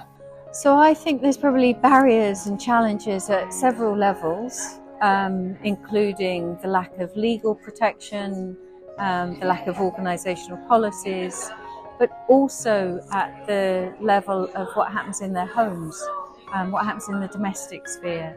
So all of the evidence that we have shows that women have pretty good equality in the workplace in many countries, up until the point at which they have children. And once they have children, their ability to progress their careers in the workplace really declines. So for me, one of the biggest challenges that we need to address is the lack of equality in the domestic sphere. But progress is being made. Organizations like Global Health 50/50 are implementing strategies to bridge the gap. So the entire purpose of Global Health 50/50 is really about promoting equality of opportunity for everybody working inside global health organizations, as well as equality of opportunity for people benefiting from the activities of those organizations. So we're an accountability and monitoring tool, mechanism, that provides data that people inside organizations can use to push for change towards equality and social justice inside their organizations and in terms of what their organizations deliver. Through in-depth research and insightful interviews, the Women in Leadership Project is shedding light on these obstacles.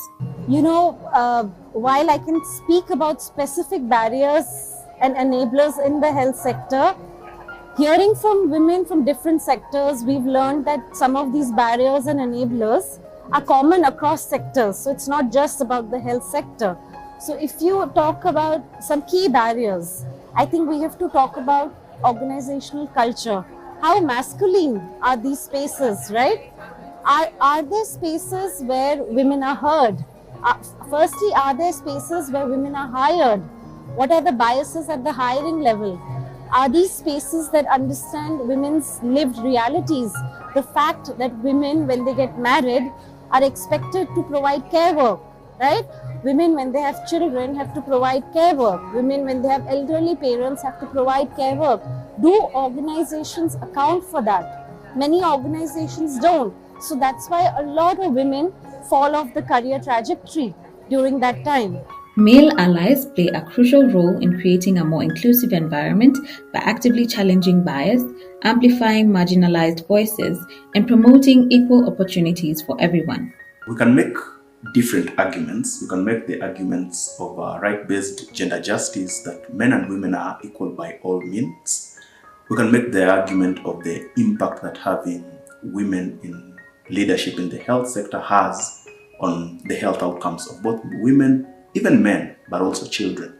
We can make the instrumentalist argument of the efficiencies that having a diverse leadership within institutions bring. We can also make the argument for global commitments that we as a country and also our institutions commit to.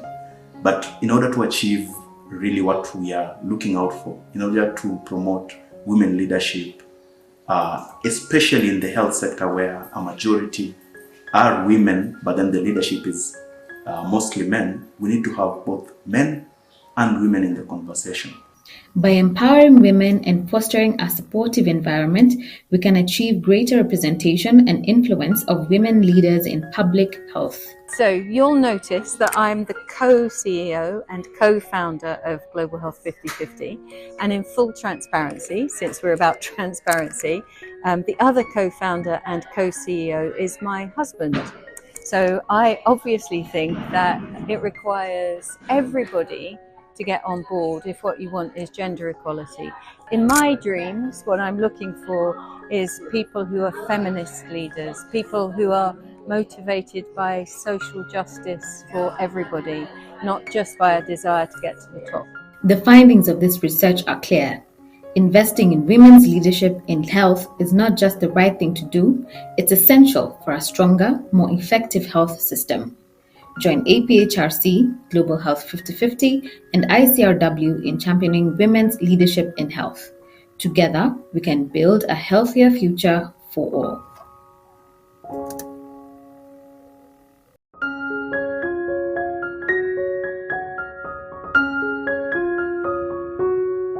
Public health is a field dedicated to protecting and improving the health of all people. For too long, women have been underrepresented in leadership positions within the health sector, but that is all about to change.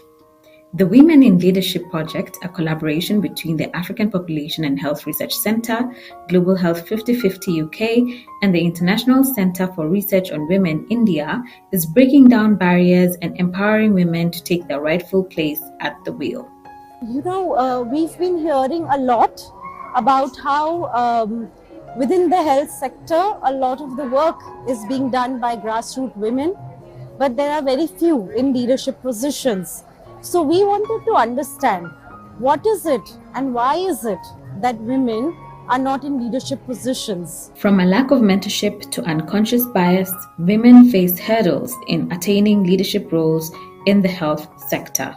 So I think there's probably barriers and challenges at several levels, including the lack of legal protection, the lack of organisational policies, but also at the level of what happens in their homes, what happens in the domestic sphere. So all of the evidence that we have shows that women have pretty good equality in the workplace in many countries, up until the point at which they have children. And once they have children, their ability to progress their careers in the workplace really declines. So for me, one of the biggest challenges that we need to address is the lack of equality in the domestic sphere. But progress is being made. Organizations like Global Health 50/50 are implementing strategies to bridge the gap. So the entire purpose of Global Health 50/50 is really about promoting equality of opportunity for everybody working inside global health organizations, as well as equality of opportunity for people benefiting from the activities of those organizations.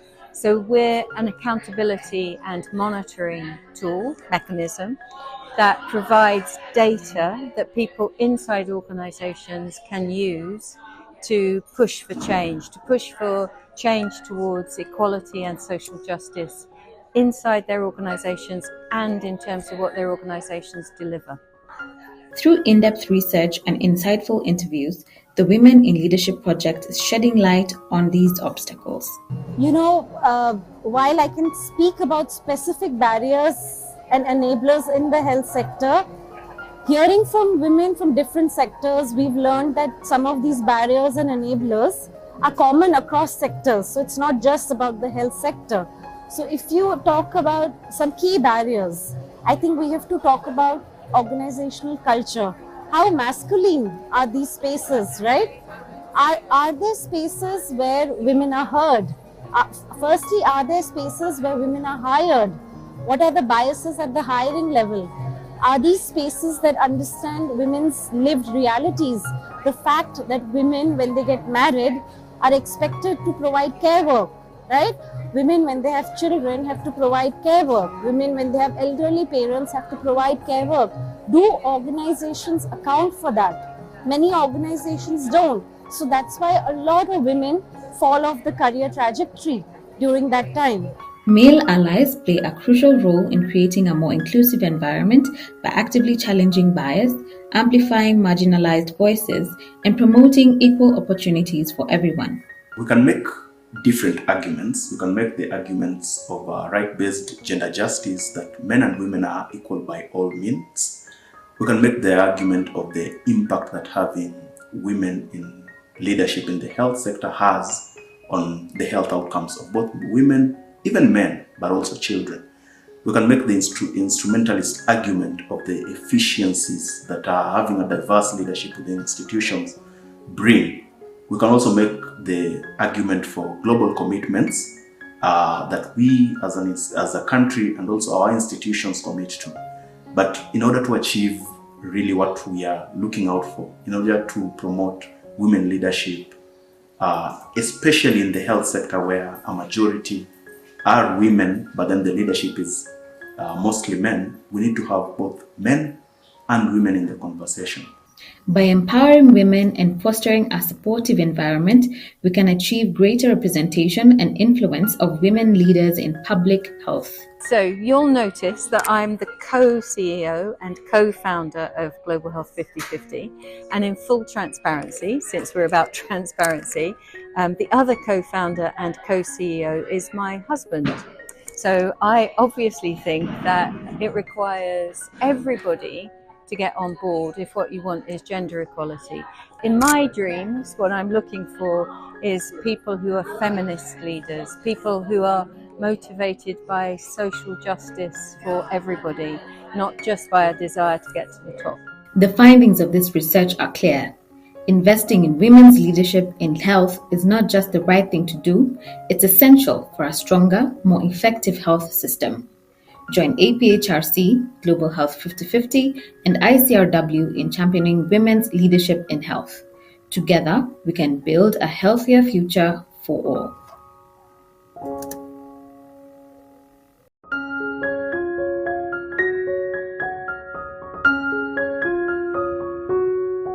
Public health is a field dedicated to protecting and improving the health of all people.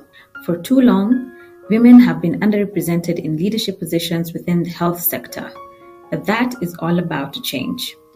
The Women in Leadership Project, a collaboration between the African Population and Health Research Centre, Global Health 50/50 UK, and the International Centre for Research on Women, India, is breaking down barriers and empowering women to take their rightful place at the wheel.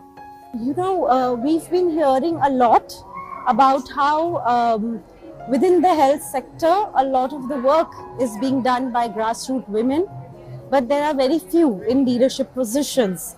So we wanted to understand what is it and why is it that women are not in leadership positions. From a lack of mentorship to unconscious bias, women face hurdles in attaining leadership roles in the health sector.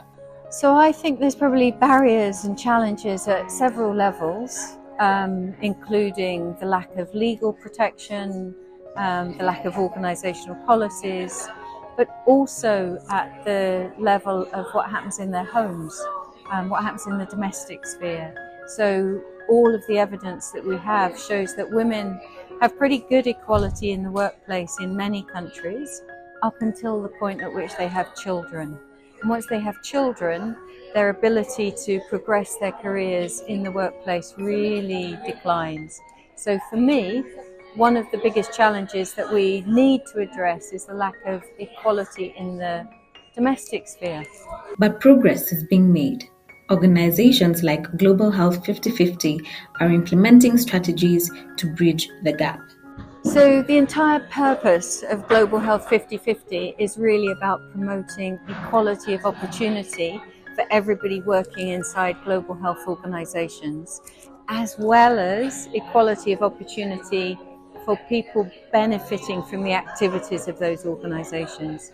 So we're an accountability and monitoring tool, mechanism, that provides data that people inside organizations can use to push for change towards equality and social justice inside their organizations and in terms of what their organizations deliver. Through in-depth research and insightful interviews, the Women in Leadership Project is shedding light on these obstacles. You know, while I can speak about specific barriers and enablers in the health sector, hearing from women from different sectors, we've learned that some of these barriers and enablers are common across sectors. So it's not just about the health sector. So if you talk about some key barriers, I think we have to talk about organizational culture. How masculine are these spaces, right? Are there spaces where women are heard? Firstly, are there spaces where women are hired? What are the biases at the hiring level? Are these spaces that understand women's lived realities? The fact that women, when they get married, are expected to provide care work, right? Women, when they have children, have to provide care work. Women, when they have elderly parents, have to provide care work. Do organizations account for that? Many organizations don't. So that's why a lot of women fall off the career trajectory during that time. Male allies play a crucial role in creating a more inclusive environment by actively challenging bias, amplifying marginalized voices, and promoting equal opportunities for everyone.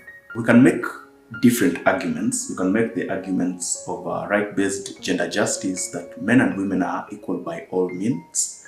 We can make the argument of the impact that having women in leadership in the health sector has on the health outcomes of both women, even men, but also children. We can make the instrumentalist argument of the efficiencies that having a diverse leadership within institutions bring. We can also make the argument for global commitments that we as a country and also our institutions commit to. But in order to achieve really what we are looking out for, in order to promote women leadership, especially in the health sector where a majority are women, but then the leadership is mostly men, we need to have both men and women in the conversation. By empowering women and fostering a supportive environment, we can achieve greater representation and influence of women leaders in public health. So you'll notice that I'm the co-CEO and co-founder of Global Health 50/50, and in full transparency, since we're about transparency, the other co-founder and co-CEO is my husband. So I obviously think that it requires everybody to get on board if what you want is gender equality. In my dreams, what I'm looking for is people who are feminist leaders, people who are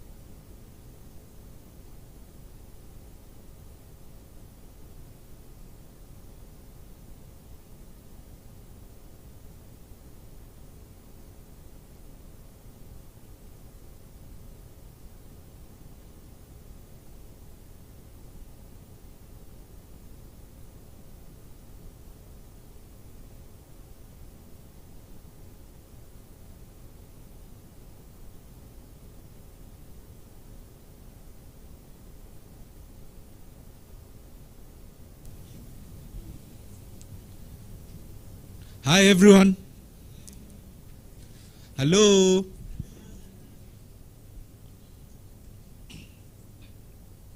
So have we sort of taken a break?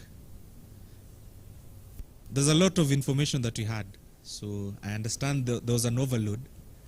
But hopefully as we proceed, we'll get a chance to unbundle everything that we've had today.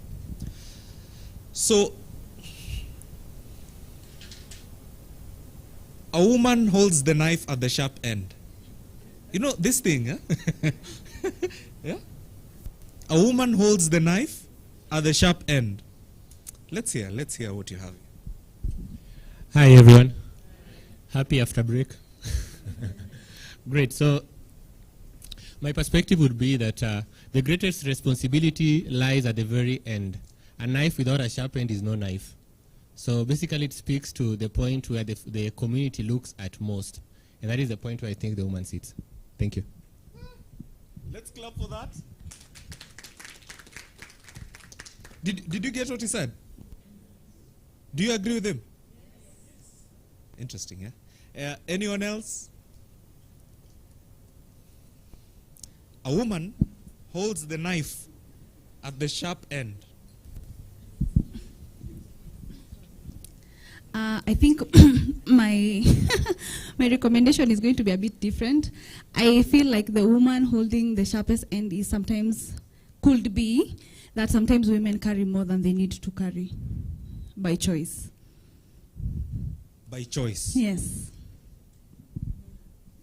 Okay, why would you hold the sharpest part of a knife? You can just hold the handle. Okay, let's clap for her. So, I know we have questions, right? Yes. Choice, and why don't you hold the side that is not sharp, right? Okay, let's see. There's another, okay, here. Oh, okay, let's go here and then come back there. I think, sorry, my name is Wangari. I work for Expertise Global. I think it speaks to the norms, the cultural norms, where people have the expectation that women must suffer. And so there's like, yeah, women typically typically do things the hard way, and that is how life is. And I think that needs to change. Let's clap for her.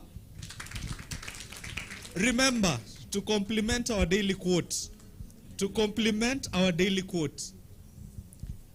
We are going with yesterday's quote as well. He or she who does not know one thing, meaning that whatever the other person is contributing, we also need to interrogate it as much as possible, right? We had a hand there. There's, okay, the yellow, then, yes, Beatrice.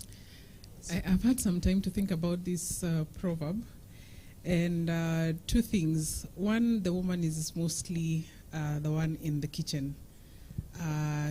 She has used this as a tool for a very long time. And I think when you hold it by the sharp end, you sort of know how sharp or blunt it is.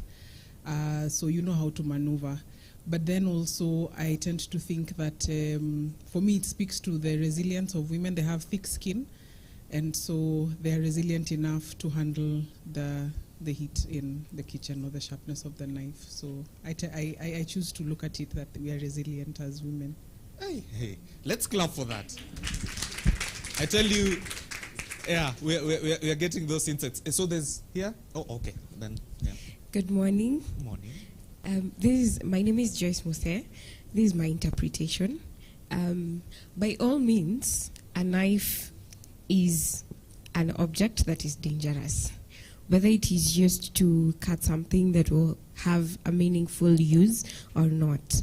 So a wife holding that part is exposing, a woman holding that part is exposing themselves to danger, and women expose themselves to danger by all means. That's what I understand. Yeah. Let's clap for her. Let's clap for her. Okay. Yes, I can share mine. Yes. I think holding the knife at the sharp end, you are taking a risk, right? Because you'll be cut. So I think women are risk takers, and we take risks, and we are ready to take bullets even for all children. Remember what Sally shared? We can even defer our studies or even work, promotions and such for the sake of the family. So I want to take it in terms of risk taking. We are willing to go any length for the sake of our children without, because if there was a gunshot here and there was a woman with a child, the woman will be, you know, ready to take anything for the sake of the child. That's how I take it, risk takers. Thank you. Thank you, Daktari. Let's clap for her. So, very interesting insights. We'll keep on building on this, okay? So, next time, I want to hear from the men. I'm here. Yeah. Oh, you're ready. Okay, I'm looking at the time. Okay, let's take that one as the last one. Maybe yes. mine is maybe a summary. Yes. Culturally, when you're given a knife, the person handing over the knife to you gives you by the handle, right? We can take two. One or two. Anyone? Just raise your hand online if you can hear me. And if you'd like to contribute to today's proverb, here we are saying, a woman holds the knife at the sharp end. Anyone?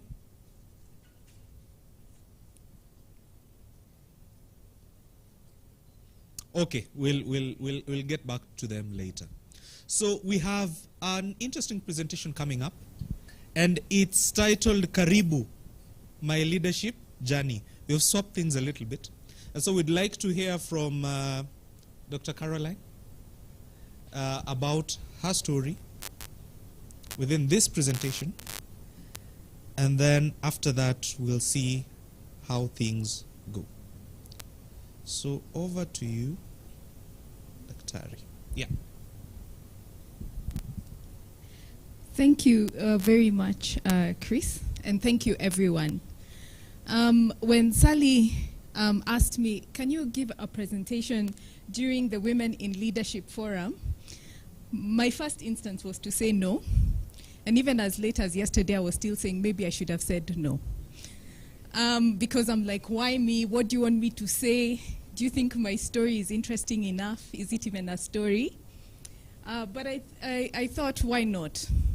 Maybe we'll all learn something, and for me it also gave me an opportunity to reflect on who I am and my journey. So I'm Caroline Kabiru.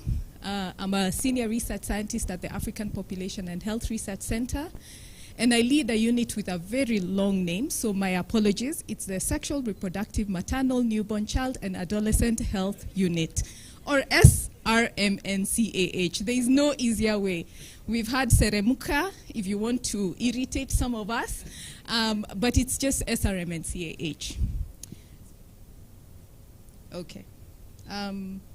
While he sorts that out, the way I've structured this is, I'll first tell you a little bit about who I am, both from my educational background and then my work career, and then reflect on some of the things I've learned in terms of what has supported me as a leader, and what have been, or even as I've grown, not necessarily always as a leader, what are some of the challenges? And I choose to call them challenges because I think they are surmountable. They are not blocks. Then just end with some take-homes, and that is what I've just said in terms of the content. So who am I in terms of education? And my story begins well before 2000. Of course, I was born several decades ago, many. And then sometime in 1995, thereabouts, 94, is when I was in that stage when you're in high school and you're thinking about what career are you going to do. If you asked me then, I would have told you I'm going to be an architect. And clearly, as you see, there is no architecture there because a change happened. And I think it's important to the story because my sister was at the university here, at the University of Nairobi.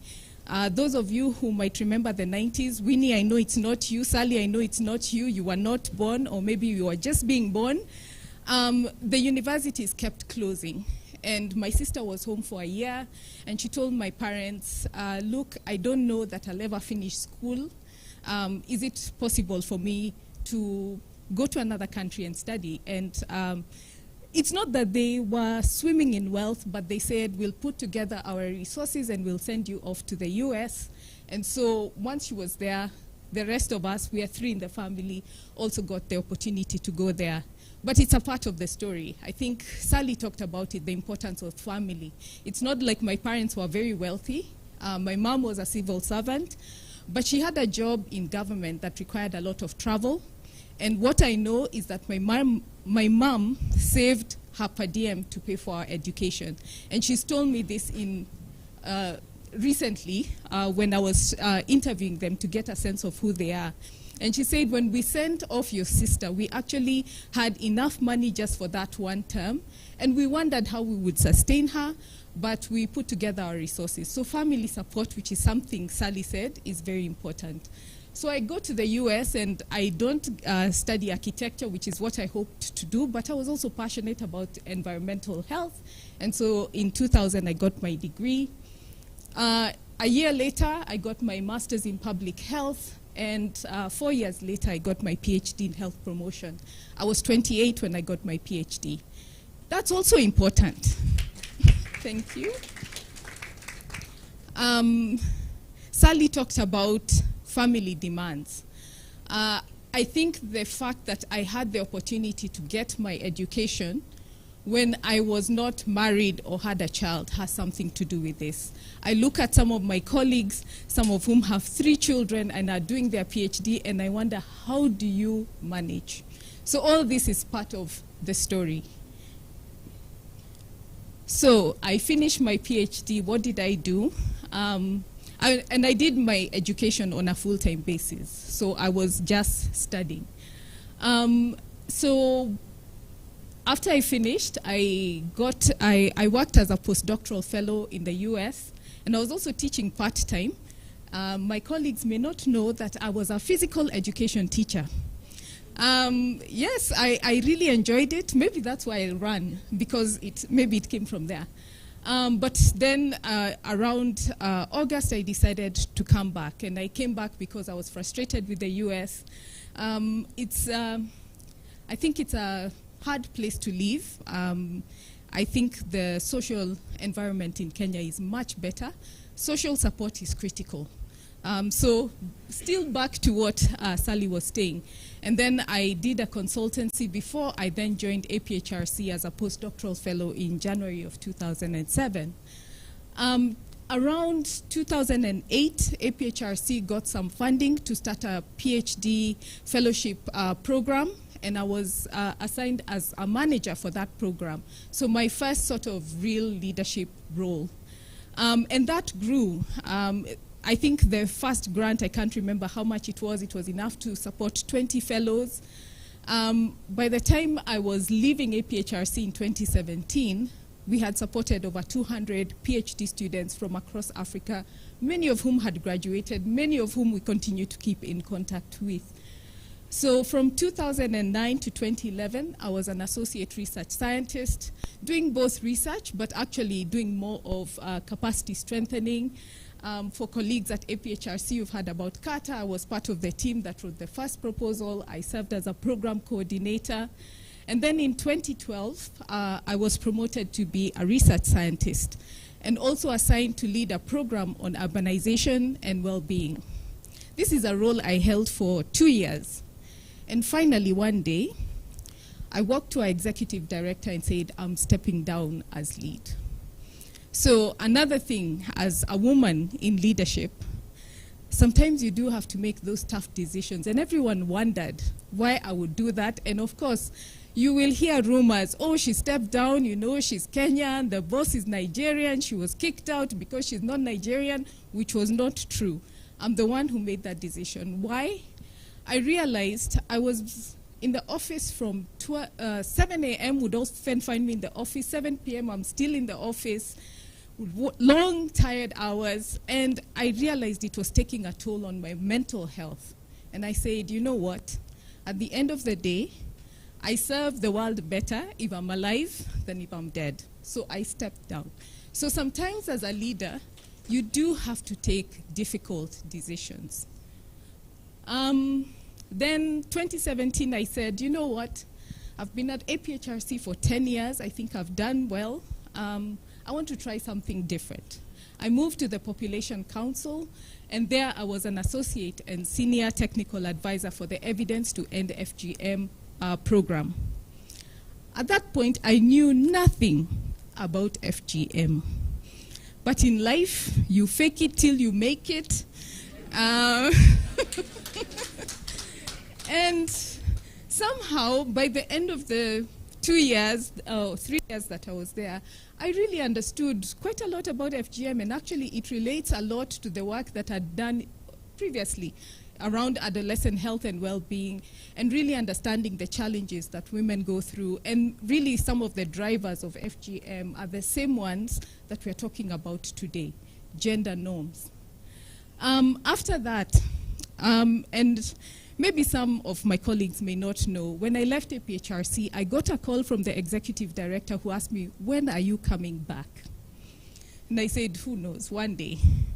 But I think there's also a lesson there. Whatever position you're given, it's important to do your best, go above and beyond to deliver, because those things count. Someone is seeing them. I think if I hadn't done well, no one would have thought of saying, come back. So in 2020, finally I say, okay, I'll accept the position. I'll come back now as a senior research scientist and head of the unit, which I currently lead. So maybe just to tell you a little bit about the roles, and these are taken straight from the JD. What are my roles? I'm supposed to build a cohesive team.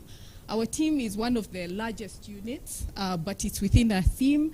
We have just over 20 people. I'm also supposed to mentor staff. I'm meant to design and oversee the implementation of multi-country projects, lead the team in forming partnerships and networking, contributing to the organizational strategy. As a unit leader, you also sit on the senior management team, lead in fundraising and manage relevant budgets, participate in research communications, engaging with publics, participating in staff recruitment, representing APHRC at high-level meetings. I don't think I would have done any of these roles without some key ingredients, and I'll come to those. One, family support. I think for each of those roles, if I don't have a family backing me, encouraging me, one who supported me so that I could get the skills and knowledge that I could have to perform the role, I don't think I would have succeeded in any of the roles. When I started off at APHRC, I was not married. I had little hope. I was one of those people you call geriatric parents or wives. I think I got married at the age of 40. So there's hope for those of you. And I was introduced by a colleague. Make friends with your colleagues. Of course, having my parents encouraging me, having my parents believe in me. And by the way, I told you my story doesn't begin there. My grandfather educated all his daughters, my parents and their siblings. My grandfather believed that women in the family should be educated. So I'm where I am because I stand on the shoulders of a giant who thought far ahead about the importance of women in leadership. Today, my husband is the one who encourages me. He'll tell me, today he said, yeah, go lead. Because I told him I have this presentation on leadership. He said, go lead. I have strong support, so it's important. Mentorship, I've received a lot of mentorship. I remember the former executive director at APHRC was invited to give a talk in South Africa about capacity strengthening. And I think he had too much on his plate, and he said, Caroline, you go. I'm like, huh? To talk to who? As a what?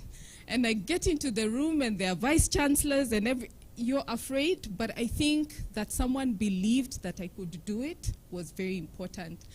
And my supervisors have been both male and female, and I think that it counts for something.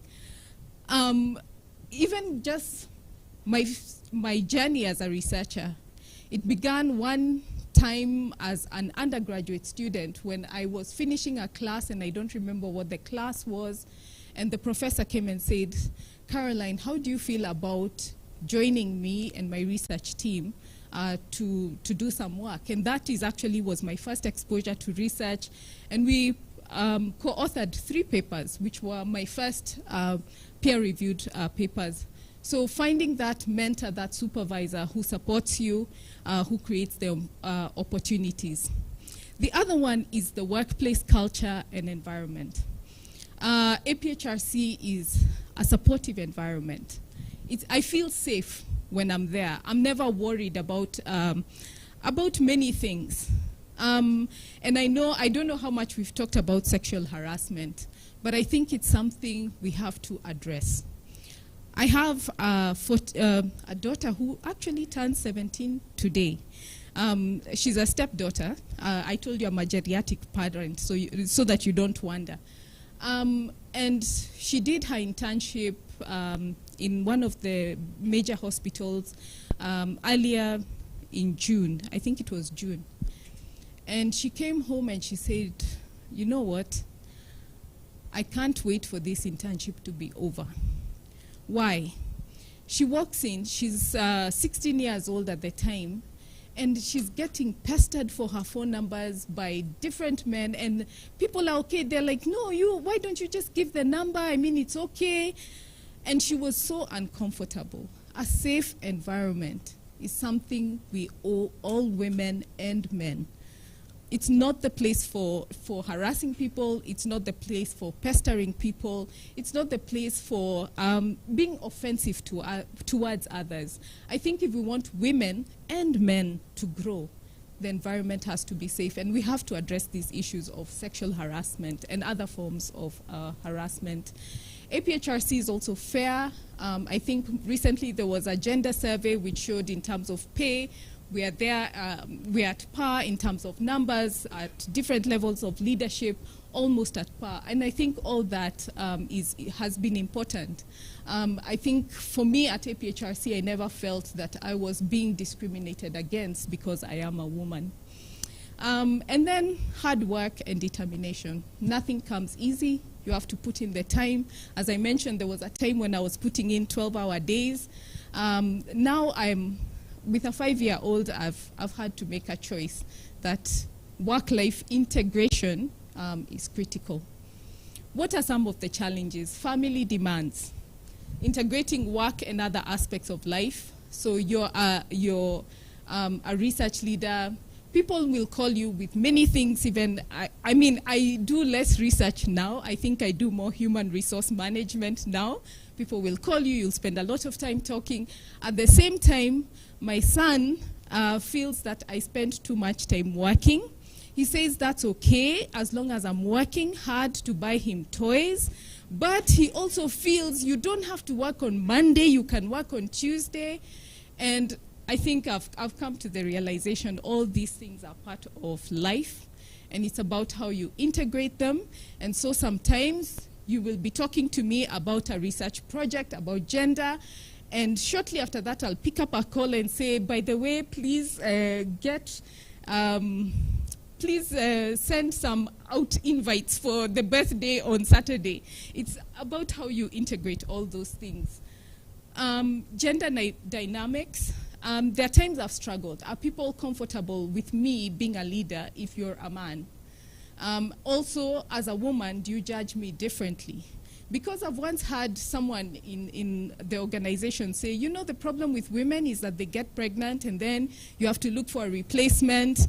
And then I'm thinking, you're only here because a woman got pregnant.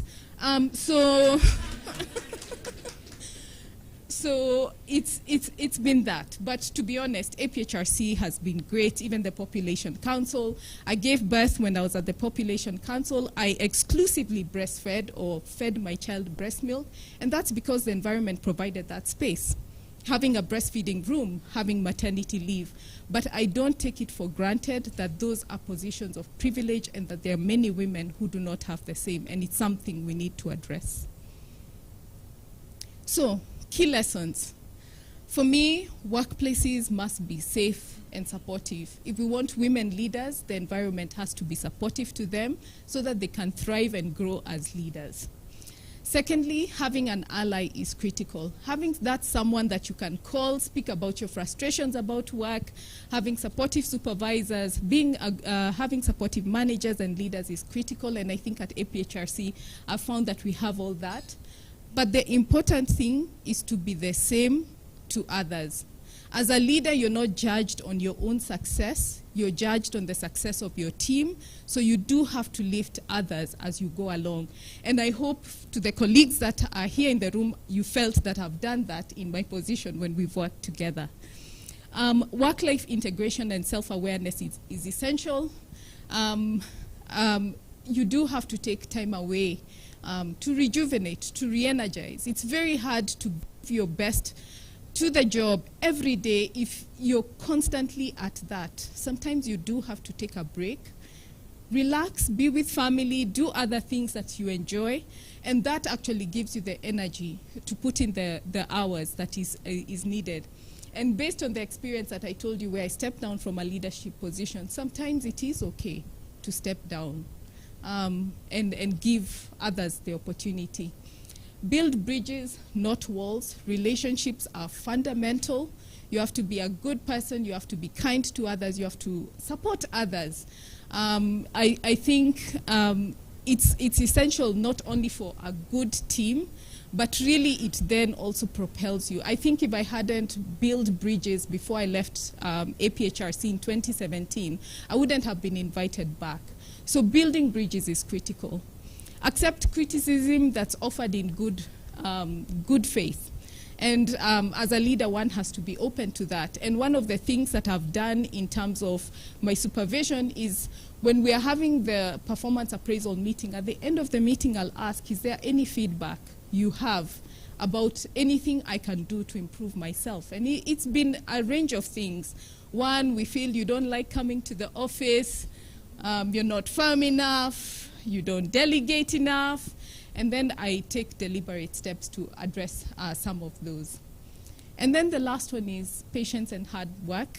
Nothing comes easy, but it does come. So at the end of the day, the work that you put in, the efforts that you put in all count for something.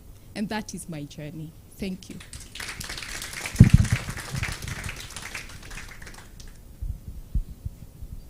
I think we can stand up and give a better round of applause, right? Let's stand up and...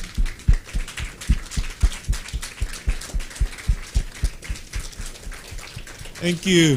Thank you for that. Let's take our seats. Yeah, I'm sure we have very many reflections around that presentation. Again, we'll find some time to be able to discuss or reconnect on that. So next we have a presentation from Sally, a very quick presentation touching on some of the work that she's done. And then see how that goes. So where is that? Sally's presentation. So it's still here. No, here it is. Okay. So back to Zoom.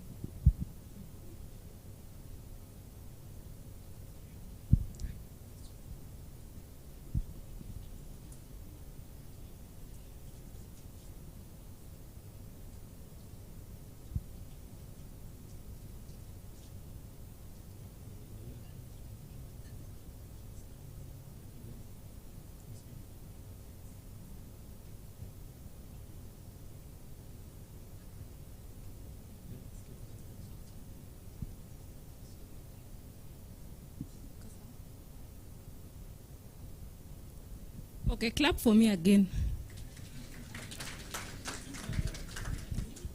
So,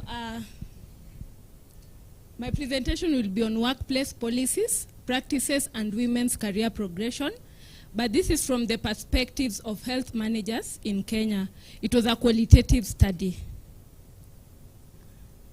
the outline will be as follows. We'll have the background, methods, results, and recommendations. So again, what was the need for us to conduct this qualitative study? Evidence suggests that organization-level policies are important in enabling gender equality and equity in the workplace. As I indicated in the morning, we have talked about how organization policies also support women to progress in their careers. So we found that there was limited research exploring the knowledge of health sector employees on whether policies and practices to advance women's career progression exist in their organizations. So why is this important? When you understand what workplace policies contribute to women's career advancement, through the perspective of these managers, then we can enable institutions as well as the governments to develop and implement appropriate policies addressing discrimination and inequalities in the workplace. So what did we do? We conducted a qualitative study to explore the knowledge.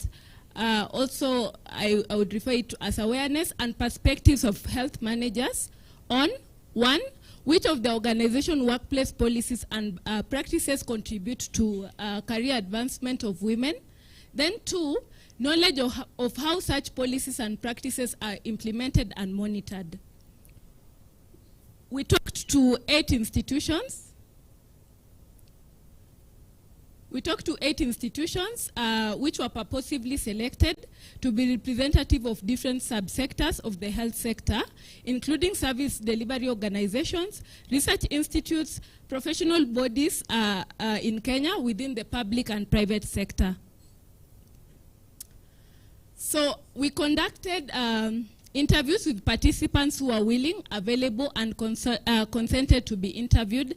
I know there was a question yesterday when some had already referred to the publication that we shared, saying that we interviewed less public sector institutions, but we'd want to let you know that we reached out to same or equal number of participants, but only those who are willing, available, and consented to be interviewed were interviewed. So we did reach out to both public sector and private sector. So we conducted 21 interviews, 7 key informant interviews, and 14 in-depth interviews with male and female senior level managers in the 2 sectors. By 2 sectors, I mean the public and the private sector. So at least 2 participants were selected for either in-depth interviews or key informant interviews. When we talk about IDIs or middle-level managers, we are referring to head of department, program, or unit. Then when we refer to senior level managers for this particular study, we are referring to organizational heads, administrators, and human resource managers. So it was important for us to get perspective from the senior level managers as well as mid-level managers so that we see if there's differences or there's in terms of whether they know whether there's policy within the institutions to support the women to progress in their careers. So that is the profile of the participants. We had males were 8. So for the key informant interviews, there were 6. And then for in-depth interviews, there were 2. Female, for key informant interviews, there were 1. And then for IDIs, there were 12. So we can conclusively say that the majority of the participants in the informant interviews were male. And as I've indicated before, the key informant interviews were senior managers. So it already is happening. Then while the majority of the participants in the IDIs were female, also indicating that females were mainly mid-level managers, not senior level managers. Then in terms of education qualification, we only focused on the, we only sought that information from mid-level managers, and the highest qualification was a master's degree as indicated. And then as I'd indicated also earlier, that the majority of the study participants worked in the private sector. Okay, so I'll start the presentation by talking about the awareness, the result that is, the awareness of workplace policies and practices. So we found out that majority of the senior managers, when I use SM, I am referring to senior managers. So majority of the senior managers in both sectors mentioned that they were aware, mentioned that they were aware of the workplace policies and practices promoting women's career advancement. However, only a few of the mid-level managers in the two sectors reported that they were aware of these policies. I hope you already see what is happening there. So senior managers are aware of the policies that can enable them to, that can enable women to grow. However, the mid-level managers who are also looking at progressing do not have the knowledge that there are those policies that can support them to progress in their careers. And in terms of the reason for this, the middle managers in the public sector mentioned that there's limited exposure and dissemination of the policies to them.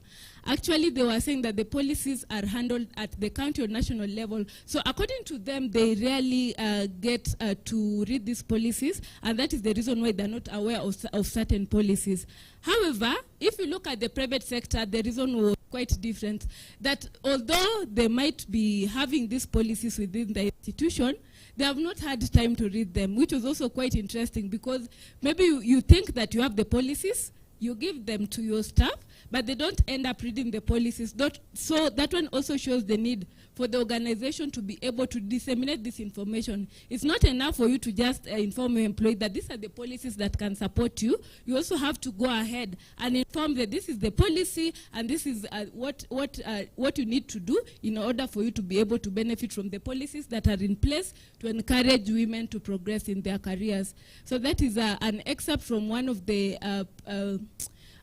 idea from a female participant. Now, in terms of our second objective, which was looking at health sector, workplace policies and practices, promoting women's career advancement, the health managers, HM in this sense is the health managers, mentioned that policies and practices to advance gender equality, diversity and inclusion were those related to promotion, equal pay, sexual harassment, parental leave, reproductive rights, and flexible working schedules. And given these are 7 areas, only 2 of them were thought by the health managers to advance women's career advancement. So only promotion and flexible work schedule. These other ones, they noted that they contribute to women remaining in the workplace or during the hiring process. So for the promotion, I'll present the results in such a way that I talk about the private sector as well as the public sector, so that you can see whether there's a comparison in terms of what they think about these particular policies. So for the private sector, a female manager reported that they're having a female program manager for the first time. For me, this was very profound because she mentioned, if you can look at the excerpt, so let me see. Well, because of non-discriminatory policies, our program manager is a woman for the first time. So it shows the role of policies in enabling women to take up leadership role. Because she went ahead and said that in the past they've never had a female program manager, they've always had men. So already it shows the need for us to have policies within organizations that enable women to progress in their career. And in fact, the story was quite interesting because the respondents said that a female intern, so it began from the internship, that a female intern was able to rise to be a program manager, showing that anything is doable. You can be a program manager even if you're not a program manager today. So an intern can always even rise to a program manager position if the policies are enabling for them to be able to grow. Then in this same private sector, a particular respondent also mentioned that they felt women were only promoted when they're running women-focused programs. By this I mean that, for example, if the target audience are, let's say, is women, that's when women are now given that leadership role. So if it's a program that maybe the beneficiaries are women, then women are given that opportunity, but not if the program does not consider that the participants are not of the same gender with the leader. So that was an issue that they also raised that is also quite important for us to capture, that women are equally able to serve even in projects that the particular study participants are not women. Then for the public sector, some some health managers noted that gender equity is sometimes considered during promotion, in addition to other qualifications to ensure that there's gender balance, which was also quite interesting. Then flexible work schedules. So for the private sector, a female mid-level manager reported that due to flexible work schedule, a woman was able to pursue their studies, and after completion, they were able to rise into leadership ranks, showing that flexible work schedule is also important because one is able to get time to go and advance their studies.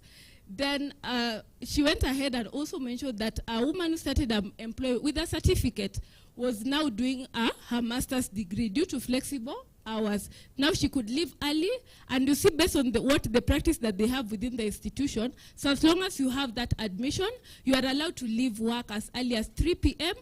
So that one allows you to be able to go to school, which I think that is also something that you can take there.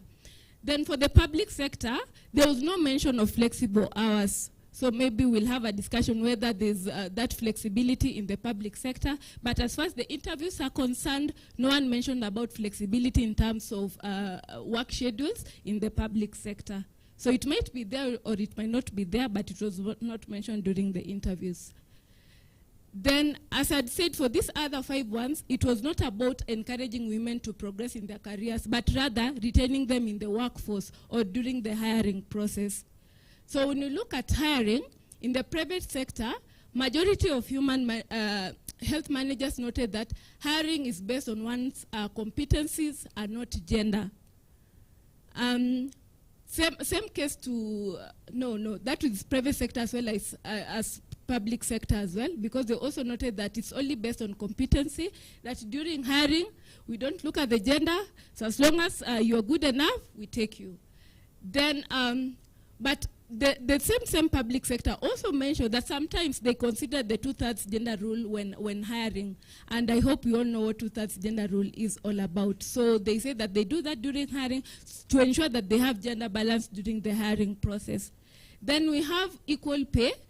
Under equal pay, almost all the health managers in the 2 sectors also mentioned that pay is determined by competence, education, qualification, and the budget that is available, and gender does not play any role here. But also, one interesting thing about equal pay, which I think it also affects most of us, is that some female middle-level managers reported that they did not know their male colleagues' salary, but thought they were paid the same. No, if you don't know what your colleague is earning, and you assume that you are earning the same, because there's no transparency anyway. So if today your HR tells you, you and your colleague are earning the same pay, you'll believe it because it's your HR. But since you don't know their pay, you are not able to confirm or deny. So for this person, she thought that they're paid equally, but maybe we could have consulted her father to ask her, how do you know that? But that was also something quite interesting. Then sexual harassment and parental leave. Caroline touched on that. So in terms of sexual harassment, both sectors mentioned that they have sexual harassment policies, which I think is also important because it guides the interaction between colleagues. Then we have parental leave and maternity leave, and also paternity leave. It was mentioned here in the morning. So for maternity leave, majority of senior managers in both sectors reported to have paid maternity leave. However, the duration varies for the 2 sectors. So for the public sector, they mentioned they have, they provide 90 days as per the government directives, while the private sector is at the employer's discretion. So it was also interesting to learn that there are those who receive only 30 days, which is also something that maybe there's need for streamlining, because I think there's a rationale behind why they issue 90 days. So if it is left at the employer's discretion to determine how many paid leave days you are supposed to get maternity, then it becomes quite a challenge. As far as paternity leave is concerned, only few health managers in both sectors indicated that there's a problem for paternity leave, also showing that there's a gap here, that paternity leave is not factored in so much in several institutions. And then the duration also varies, with the majority of them saying 7 to 10 days. I'm wondering if 7 is enough for you to be able to take care of your, yes. Then we go to reproductive rights. So for the reproductive rights, the private sector mentioned that the institutions have insurance benefits that cover most of their reproductive health needs, which is also a plus. Then for the public sector, I think this was also a good for me, it's a good recommendation and a way forward. There's an institution that mentioned that they have a room for their female employees to express and store milk for their staff's young children, which I think is also great and is something that can be emulated. Then another participant also said that they have policies that allow flexibility for women who have delivered or breastfeeding to leave work early or have flexi hours. So as you can see, already we can see some of the good practices that are happening that can be adopted, that has also worked, and these female employees are acknowledging that these ones have enabled them to be able to remain in the workforce because they know they can bring their children, they can breastfeed them at work, they can leave work early, so they can be able to take care of their families as well as remain in the workforce.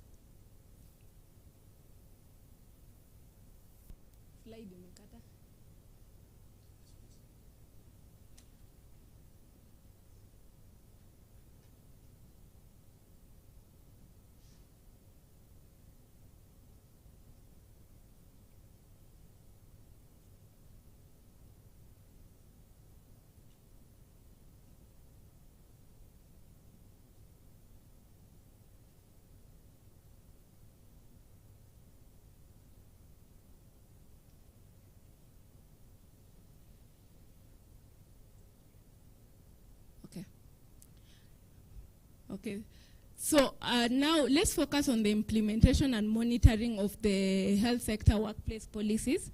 I've already mentioned the policies. So the health managers in both sectors reported how the policies are implemented in general.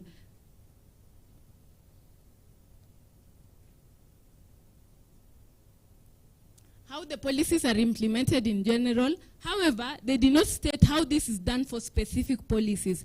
By this I mean, they mentioned, for example, how are the policies implemented? They say this and this and that, but they do not specify how is the sexual harassment policy implemented. Now that is the difference. They mention how the policies are implemented in general, but not on the specific policies. So that is also something that needs to be taken into account, because they need to know how each and every policy is implemented and how each and every policy is monitored for accountability purposes.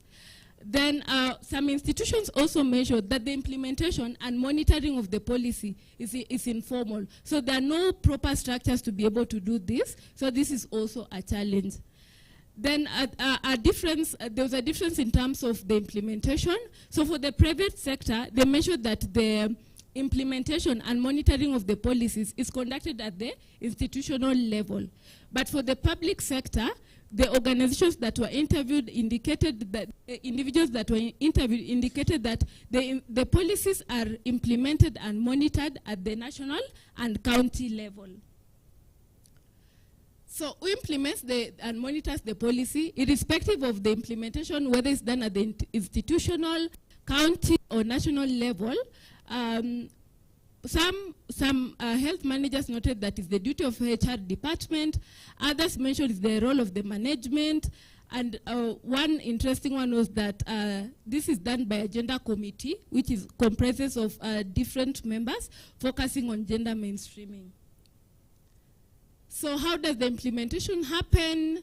For the private sector, some of them mentioned that the policies begin to be implemented and monitored during the hiring process, as employees are given policies to append their signatures to hold them accountable.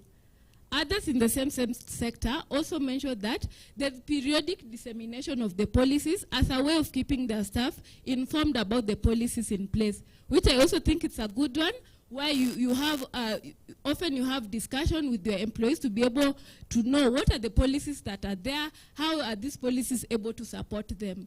Then some also mention that their HR conducts regular checks to ensure that staff adhere to the policies in place, and any update, any changes that are there, they're also informed so that they know what is evolving as far as these policies are concerned.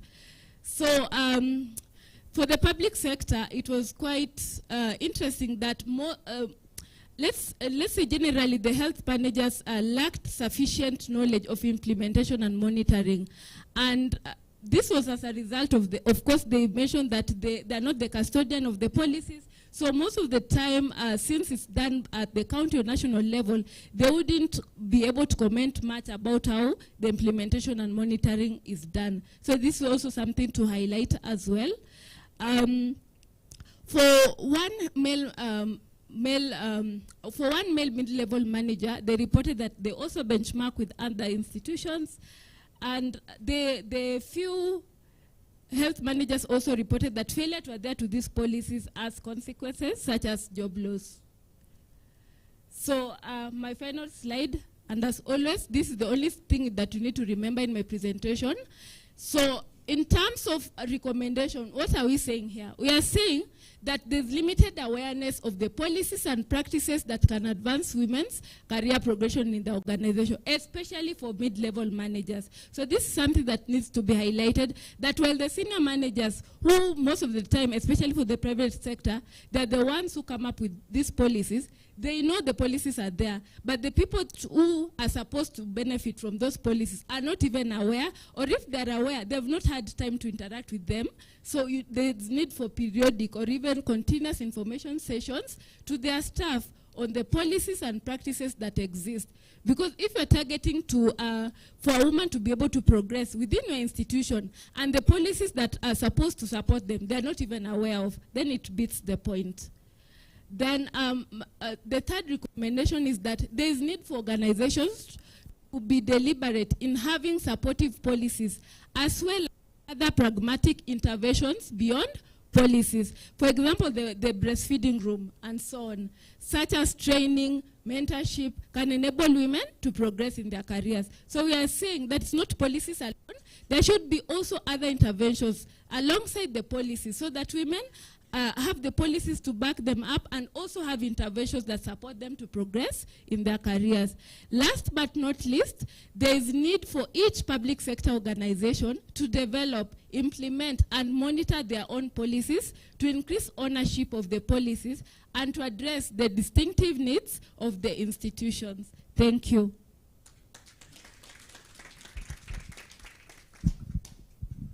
Another round of applause for her.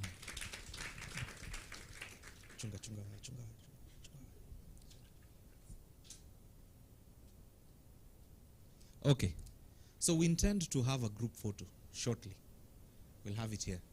But before we get to that group photo, we have another quick presentation coming up by Strathmore. And you remember it was mentioned earlier that Strathmore is also doing something similar. And so we'll be having Mr. Benson coming over to take us through what they've done, and as we prepare to have more discussions around this later.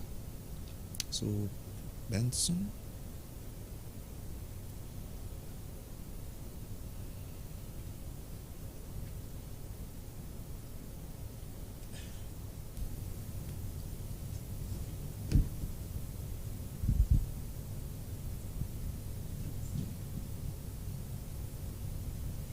Good afternoon. Good afternoon. Wave at me if you can see me, because I know I'm standing between you and lunch, and I would like to get maximum attention. Are we together? Great. So my name is Benson Mutuku. I wear different hats. I am at the Strathmore University, and I am also a gender coordinator for Africa, Asia, and South America for an institution called Center for Agricultural Bioscience International. And before I make my presentation, the first thing I normally start with is, and many people do ask, why a man in gender? And the reason to this is because I have attended interviews, and by the time I'm doing the last question, a question is raised, and why did you apply this role and it's for women? And that is the time I decide that I am not going to take that offer, even if I secure it. A few years ago, and I'm happy I have my colleague from Population Council, when I started building the gender skills, it was at the Population Council many years ago. We traveled for a conference in South Africa, and when we arrived, the organizers of the conference said that this conference was not for men, and yet it was a gender conference. Now, you look at it, and then the ladies that we were with said, if the gentlemen are going back, we are also going back with them. Because a majority of people didn't understand gender, and it was introduced in a way such that it was only to women. And that is why we are undoing so many things today, because of the introduction. At the Population Council and FHI 360, we had quite a number of interventions on family planning. If you look at it, family planning was introduced to women. Men were not in the on the tables to get to understand this better. The research that we did pointed out that a majority of women were running for depot because their husbands or spouses will not know whether they are injected. They are going to survive.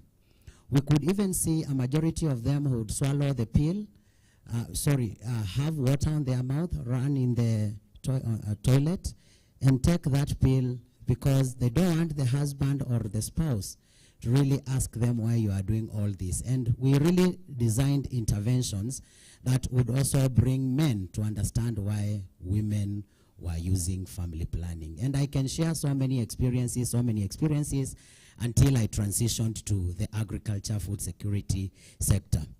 And therefore, for us to have this discussion today, it's for us to put it in mind that any time that you are thinking about gender, gender should be channeled, and gender programming should be channeled to men and women, boys and girls. And the reason to this is, and I'll come to it because I know we have inequalities and we have gaps that we need to talk to, because we also have affirmative actions. But the moment we continue contributing to the inequalities within our designing of our programs, we end up making women to suffer more. And I have seen it even when we are designing models for implementation. I do agree there are programs we are going to use a feminist approach, and there are programs we are going to use a masculine approach. But if we are designing a gendered approach, it is good for us to look at the different components. And if you have worked in financial literacy or economic empowerment programs, you understand what I am saying. You empower the woman, she has that income generating activity, and the man stops paying the bills. You empower her, and the man stops paying school fees. So then why are you empowering the woman if the man will sit down and wait for the benefits from this woman? And that's why we have to really design programs, understanding that, yes, it's good for you to be at the decision-making tables, it's good for you to participate, but on the other hand, it is good for us to look at how we also bring men in the whole cycle so that we don't continue overburdening women in the name of gender programming. That notwithstanding, I am going to share a little bit in regards to the presentation where we carried out a research at the Strathmore University. And it was more women in healthcare leadership. And this was a collaboration between Strathmore University and Kenya Healthcare Federation, funded by Bills and Melinda Gates Foundation.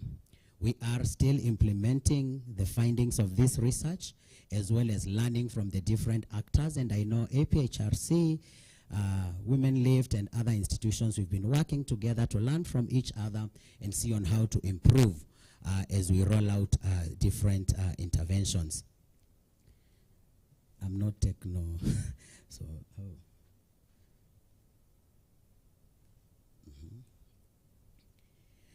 Good. So this study was carried out by a number of researchers that I may not be able to mention one by one. but then it's good for us to acknowledge the team, because at some times you don't want to take the glory. So we have a team that was tasked to carry out this assignment. I will not go name by name. We have the Strathmore Business School, and we have the Kenyan Healthcare Federation team. And so the question is, and I know much has been spoken by the people who have presented, what's the background? And I've heard a majority of us saying, if you walk into a healthcare facility or you walk to an institution, you realize that a majority of the people working at the lower cadre are women, and especially in the nursing profession. A few weeks ago, I was at the Nyeri Outspan Hospital, because it's one of the hospitals we sampled for a case study, because we realized that it had good policies, it had good plans on their leadership in terms of ensuring that men and women are well integrated, and also other facilities. And I could also get the same sentiments that a majority of women are starting as nurses, and they are a majority. They were mentioning that because of the caring role.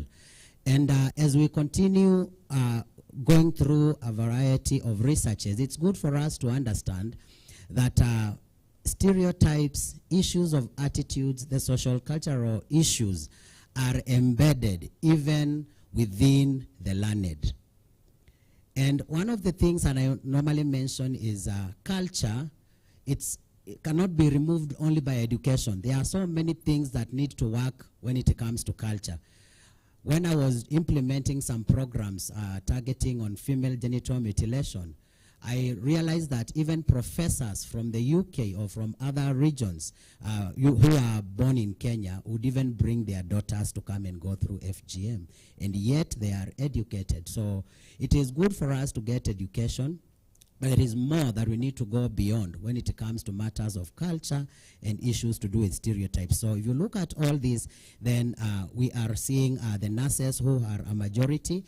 And as we go up the ladder, we realize that even women become quite less as the CEO level, even at some of the positions. And this is why we wanted to understand what is making women not go to these levels, of which a majority of reasons have been said, and I will talk a little bit towards the end about male allyship.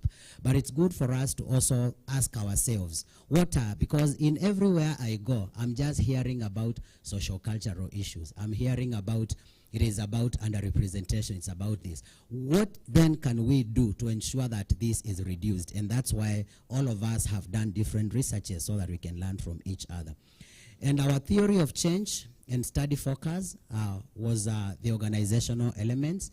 And the organization was the unit of analysis. For us, that is what we used as a unit of analysis, not individuals. The policies, the culture, and the leadership, and as a singular cross-cutting organizational dimension. And so our desired outcomes were to bridge the knowledge gap, the barriers and enablers of women advancement in leadership, and also to derive insights that could inform approaches and strategies that could improve representation. And when I talk about approaches and issues to do with models,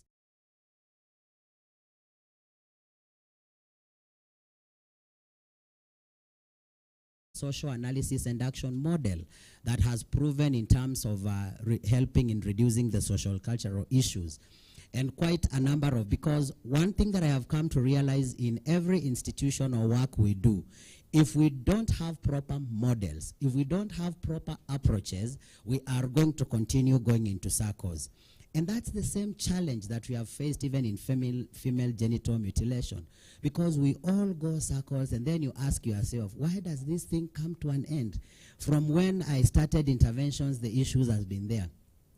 Is it our programming? Is it the models that we use, or what? So we have also to really think through, and that's why these outcomes are also designed for us to come up with models that we can recommend to donors and also to different institutions.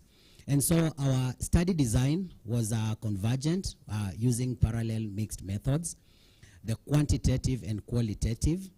And I would say that we went across the country, all the counties. because we had to really sample, and you'll see the number. For qualitative, we also did the same because we wanted it a representative. And we had now to get the results from both, validate, and also interpret both. The study population, as you can see, we had the public sector health delivery organizations, private sector health delivery organizations where we have the manufacturing, the supply chain and logistics, as well as also NGOs and academic. And we used stratified random in terms of sampling, and we sampled 403 organizations. That means that we had to interview 15 individuals across the country.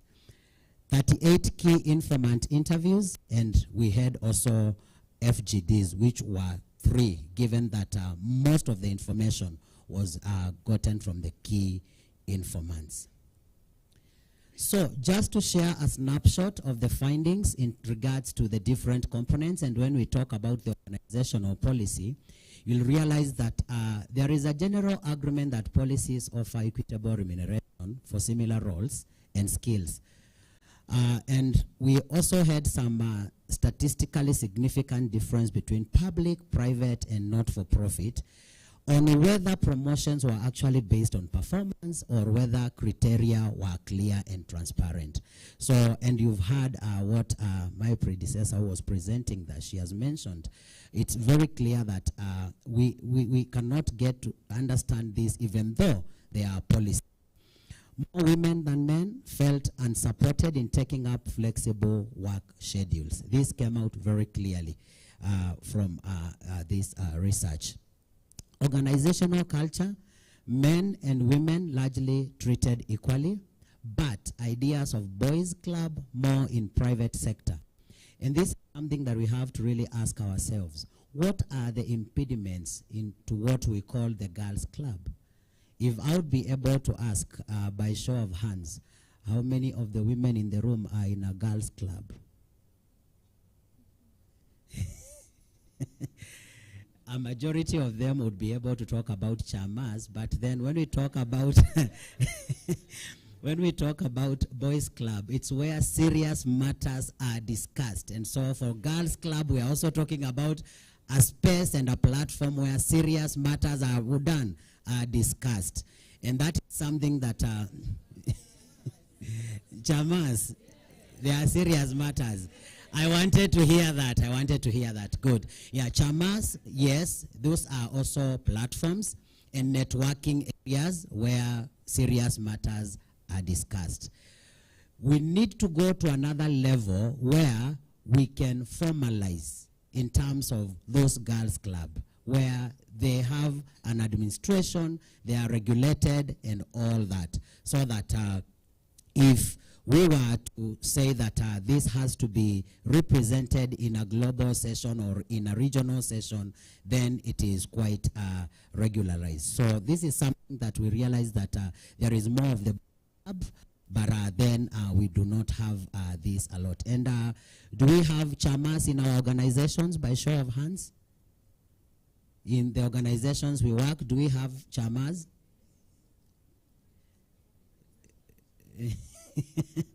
Good. So it's good for us to really think through in regards to all this. Less women to men feel supported by the management. That is something that came out of the research. And more women do housekeeping duties. And when I talk about housekeeping duties, who wants to tell me, give me an example of housekeeping duties in our organizations? Writing minutes, serving tea,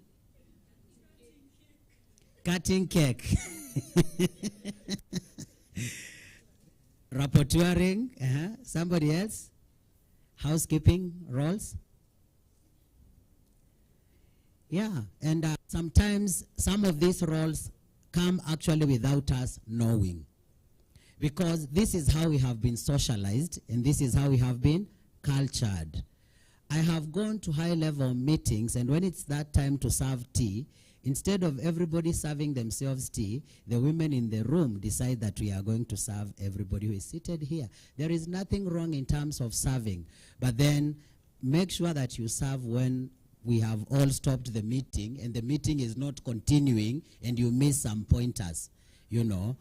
And if you go to the level of communities and look at levels of participation or levels of decision making, there is participation through materials where you provide firewood, you are providing water, but you are not in the decision making tables. There is participation by representation. Like in schools, a majority of people who go school meetings are who? Women? Yes, and men will say, nilimtuma ameniwakilisha, by representation.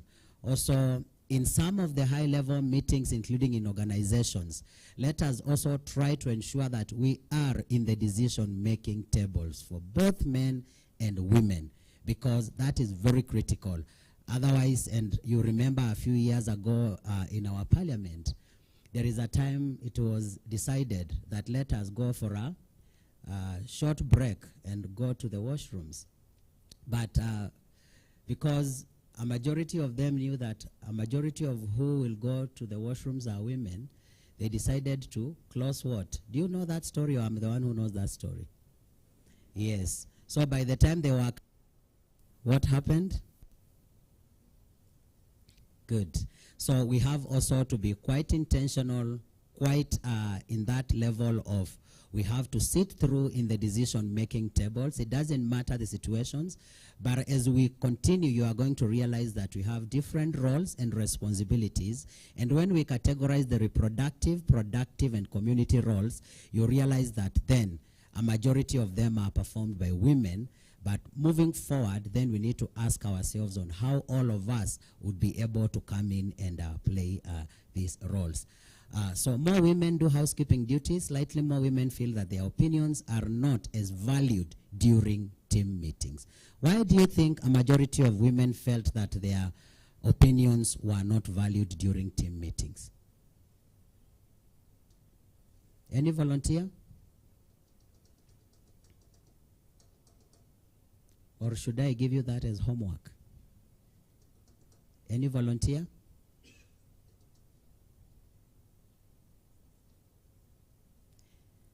The reason is men and women perceive things differently. And anytime we go into a meeting and it is full of men, and probably there are 2 women or 1 woman in that meeting, a majority of the decisions will go on the side of men. And that is why even in research we are realizing that a majority of women are feeling that their views are not taken. So we have to ensure that there is representation, and 2, there is also meaningful participation. And that is by ensuring that as we train, as we offer skills, women have the agency, they have the voice, and they also understand the structures. I have seen us going to communities and we are trying to train about financial literacy. And we are introducing mobile phones or apps. The first question I ask people is, are you sure that the women in that community are literate enough to understand the apps that you are going to give them? So we end up having very good, well-designed programs, but they end up benefiting men. So we have to really look at how we have approaches and models that can reach to women as well as reaching to men without contributing to inequalities.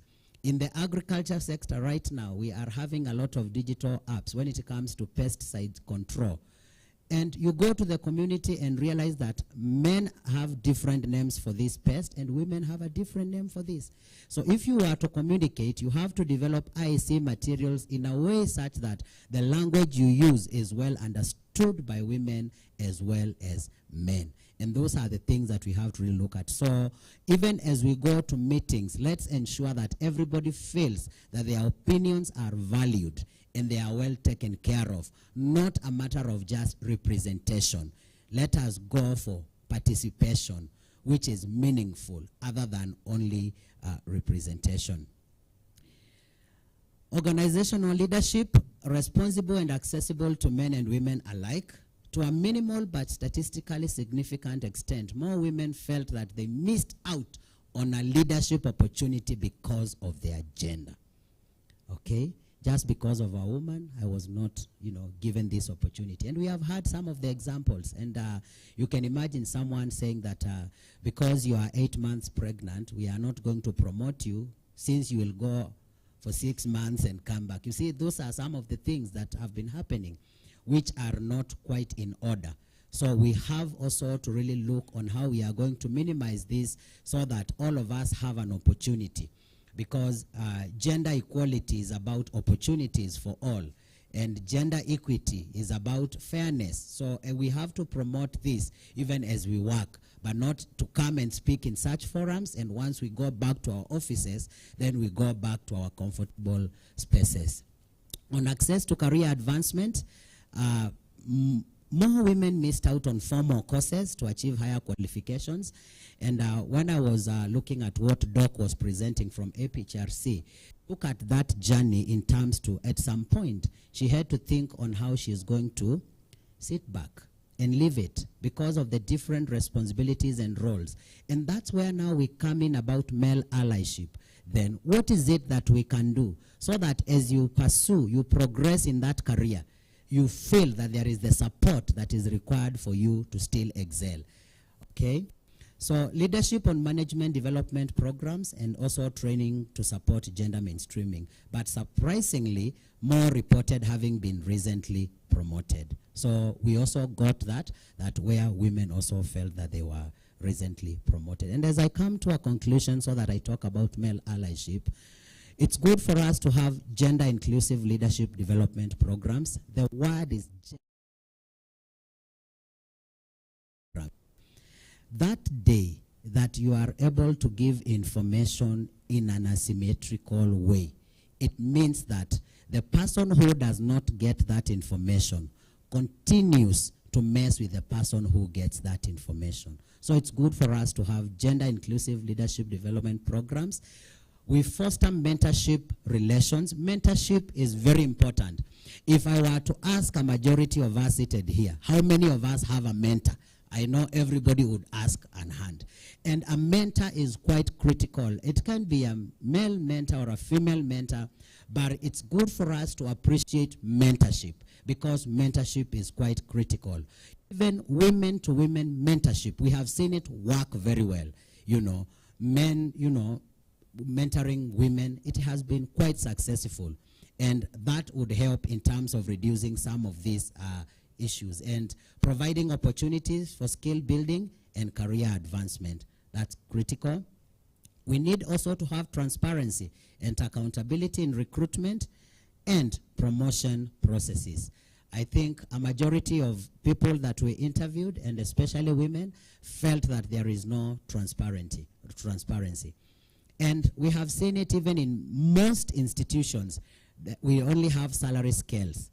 But you may join at a salary scale which is lower, and your counterpart is in the same scale, but they are earning higher than you. And we have seen all those kind of things. Or you are told, we are going to employ you regarding on to your negotiation skills. So you realize that because I was earning lower from where I had come from, I'm given a lower salary just because I was not able to negotiate the way my male counterpart did. So we have also to streamline this so that if it's a starting role, and this is the starting figure, it cuts across for both men and women within our institutions. And I know a majority of us, if you stay in an institution and you realize that I was given a lower cut because I'm a woman, you also feel that your motivation goes down and you feel you need to look for an alternative. So it is good for us as we look at our institutions, we ensure there is fairness. There is a need for us to invest on cultural sensitization and awareness trainings, which would challenge gender stereotypes to promote inclusive attitudes and also have a culture of respect and equality. They mentioned it very well.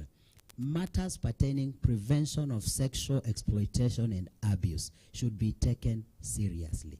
The complaints handling. Why should you force a person to give you their mobile phone number and they are an intern? Honestly, you see? and probably it's not work basis? Or why should you force an intern to work beyond working hours, or it is good for us to really reinforce all this in terms of creating a culture of respect and equality within our institutions, and also gender inclusive organizational cultures. Let us avoid some stereotypical comments. Oh, you look nice because of you. Some of them, they go beyond what we are saying. I do remember an institution that I was working. I won't mention the name. And just a hug made someone go home because it was beyond a hug. So it is also good for us to really look at these things in a very serious manner. I also sat in a disciplinary case of a do no harm, and a lady reported because she was in a refugee camp. Some gentlemen were just eyeing through a hole when she was bathing in a bathroom. And you see, sometimes it's hard for you to provide that evidence, but once investigations are done, you come and realize that there are some of these unethical behaviors and things that are happening. So we have to ensure that cultures have gender inclusivity in them and all what we do and within our institutions. I'm almost finalizing diverse needs for women, and like I've said, we are all not the same. And we have to understand that even biologically, when I am training about sex and we are looking about sex, we are not biologically the same. And we have to understand all these factors. Yeah, and when we look at the reproductive, productive, and community roles, you realize that there is the support. When I was doing the antenatal programs and the programs to do with family planning and all that, it was good for me to understand that it is not about conception for the man coming for that conception period.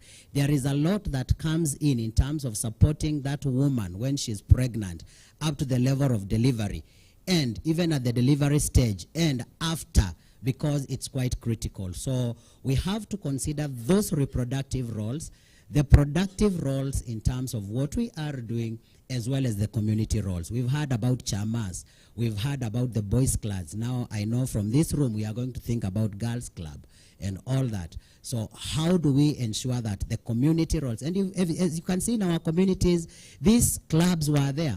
You would see the women would go to the market, and the men would also go to the market, and they would come back home in the evening. So, and when we came to the city, I think because of different needs and different issues, some of these things were eroded. And because of a number of inequalities, a majority of women were left out in regards to all this. The formalized networks and support groups is quite important. That is why I was saying it's very critical. I was looking at the finances that are now going to be disbursed to women. And previously, women were in groups. But now, what do we call it? The Hustler Fund. I understand that you as an individual, you have to apply it. So you can imagine the collective agency that was with women in terms of groups for them to apply as a group and form that cohesiveness in terms of collateral is not there. So as far as we talk about also those groups, there is more that we have to think about the formalized networks. Even when you go to a bank, you go to a financial institution, there is that formalization that, they are looking at. And that's very critical when we are designing our programs. Promotion of gender diversity in leadership teams, and also now where I want to come and wrap up is about encourage male colleagues to mentor and sponsor women leaders, to advocate for inclusive policies and practices, to challenge biases and stereotypes. And so how do we ensure that this male allyship is quite critical? And one of it is to ensure that we have male engagement models, which would reduce the power imbalances, because the issue here is about power. The reason we conduct a gender and power analysis is for us to look about who owns what, who has what, who controls what, who makes decision where, who participates where, so that when we are designing the interventions, it's good for us to make that work. The collaboration in housekeeping roles, it's quite important. That is looking at the family demands, because there are family demands, the gender dynamics, and the workplace cultures, like it was presented by Daktari. So we have to really look at that. There is also letting other men know when they say inappropriate things at the workplace. sometimes people have grown in different cultures, and when they are even saying something, they are not even aware of what. So it's good for us to let them know, excuse me, what you have said is inappropriate. It shouldn't be said in this meeting. So please consider your language or such kind of things. We need to ensure that, because male allyship is very important. Advocating for equal pay, that's also very critical. And for men, even when you sit in those decision-making tables where you are designing policies, let that be emphasized, as well as women who also sit in leadership positions, and publicly defending anyone who possess any sexual harassment or any component, because we say that we do have our mandate to offer what we call the prevention for sexual exploitation and abuse. So in that regard, I would like to pause at that point, and I'll be ready for any question maybe after this, and then wish you a fruitful day. Thank you.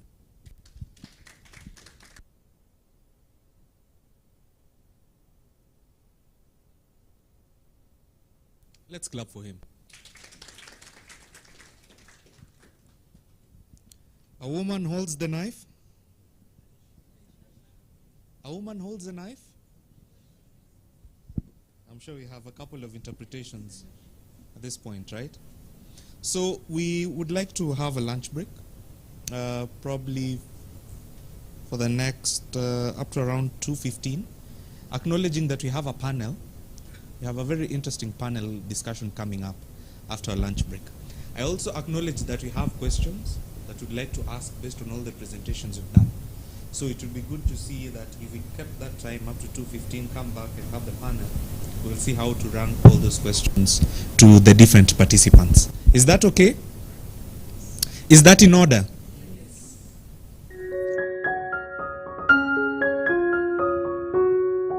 Public health is a field dedicated to protecting and improving the health of all people.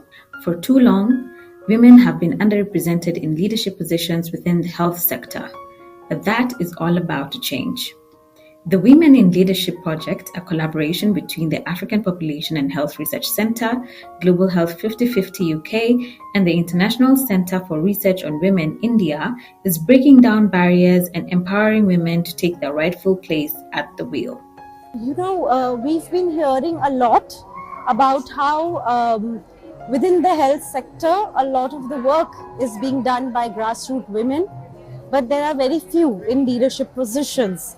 So we wanted to understand, what is it and why is it that women are not in leadership positions? From a lack of mentorship to unconscious bias, women face hurdles in attaining leadership roles in the health sector.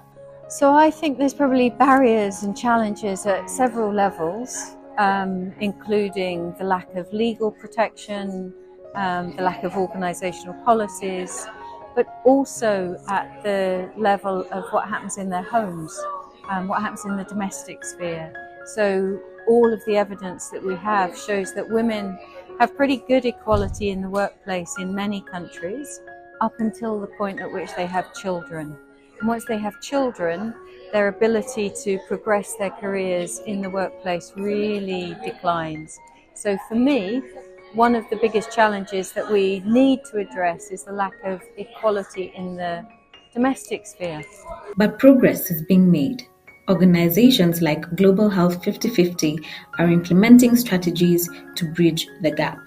So the entire purpose of Global Health 50/50 is really about promoting equality of opportunity for everybody working inside global health organizations, as well as equality of opportunity for people benefiting from the activities of those organizations.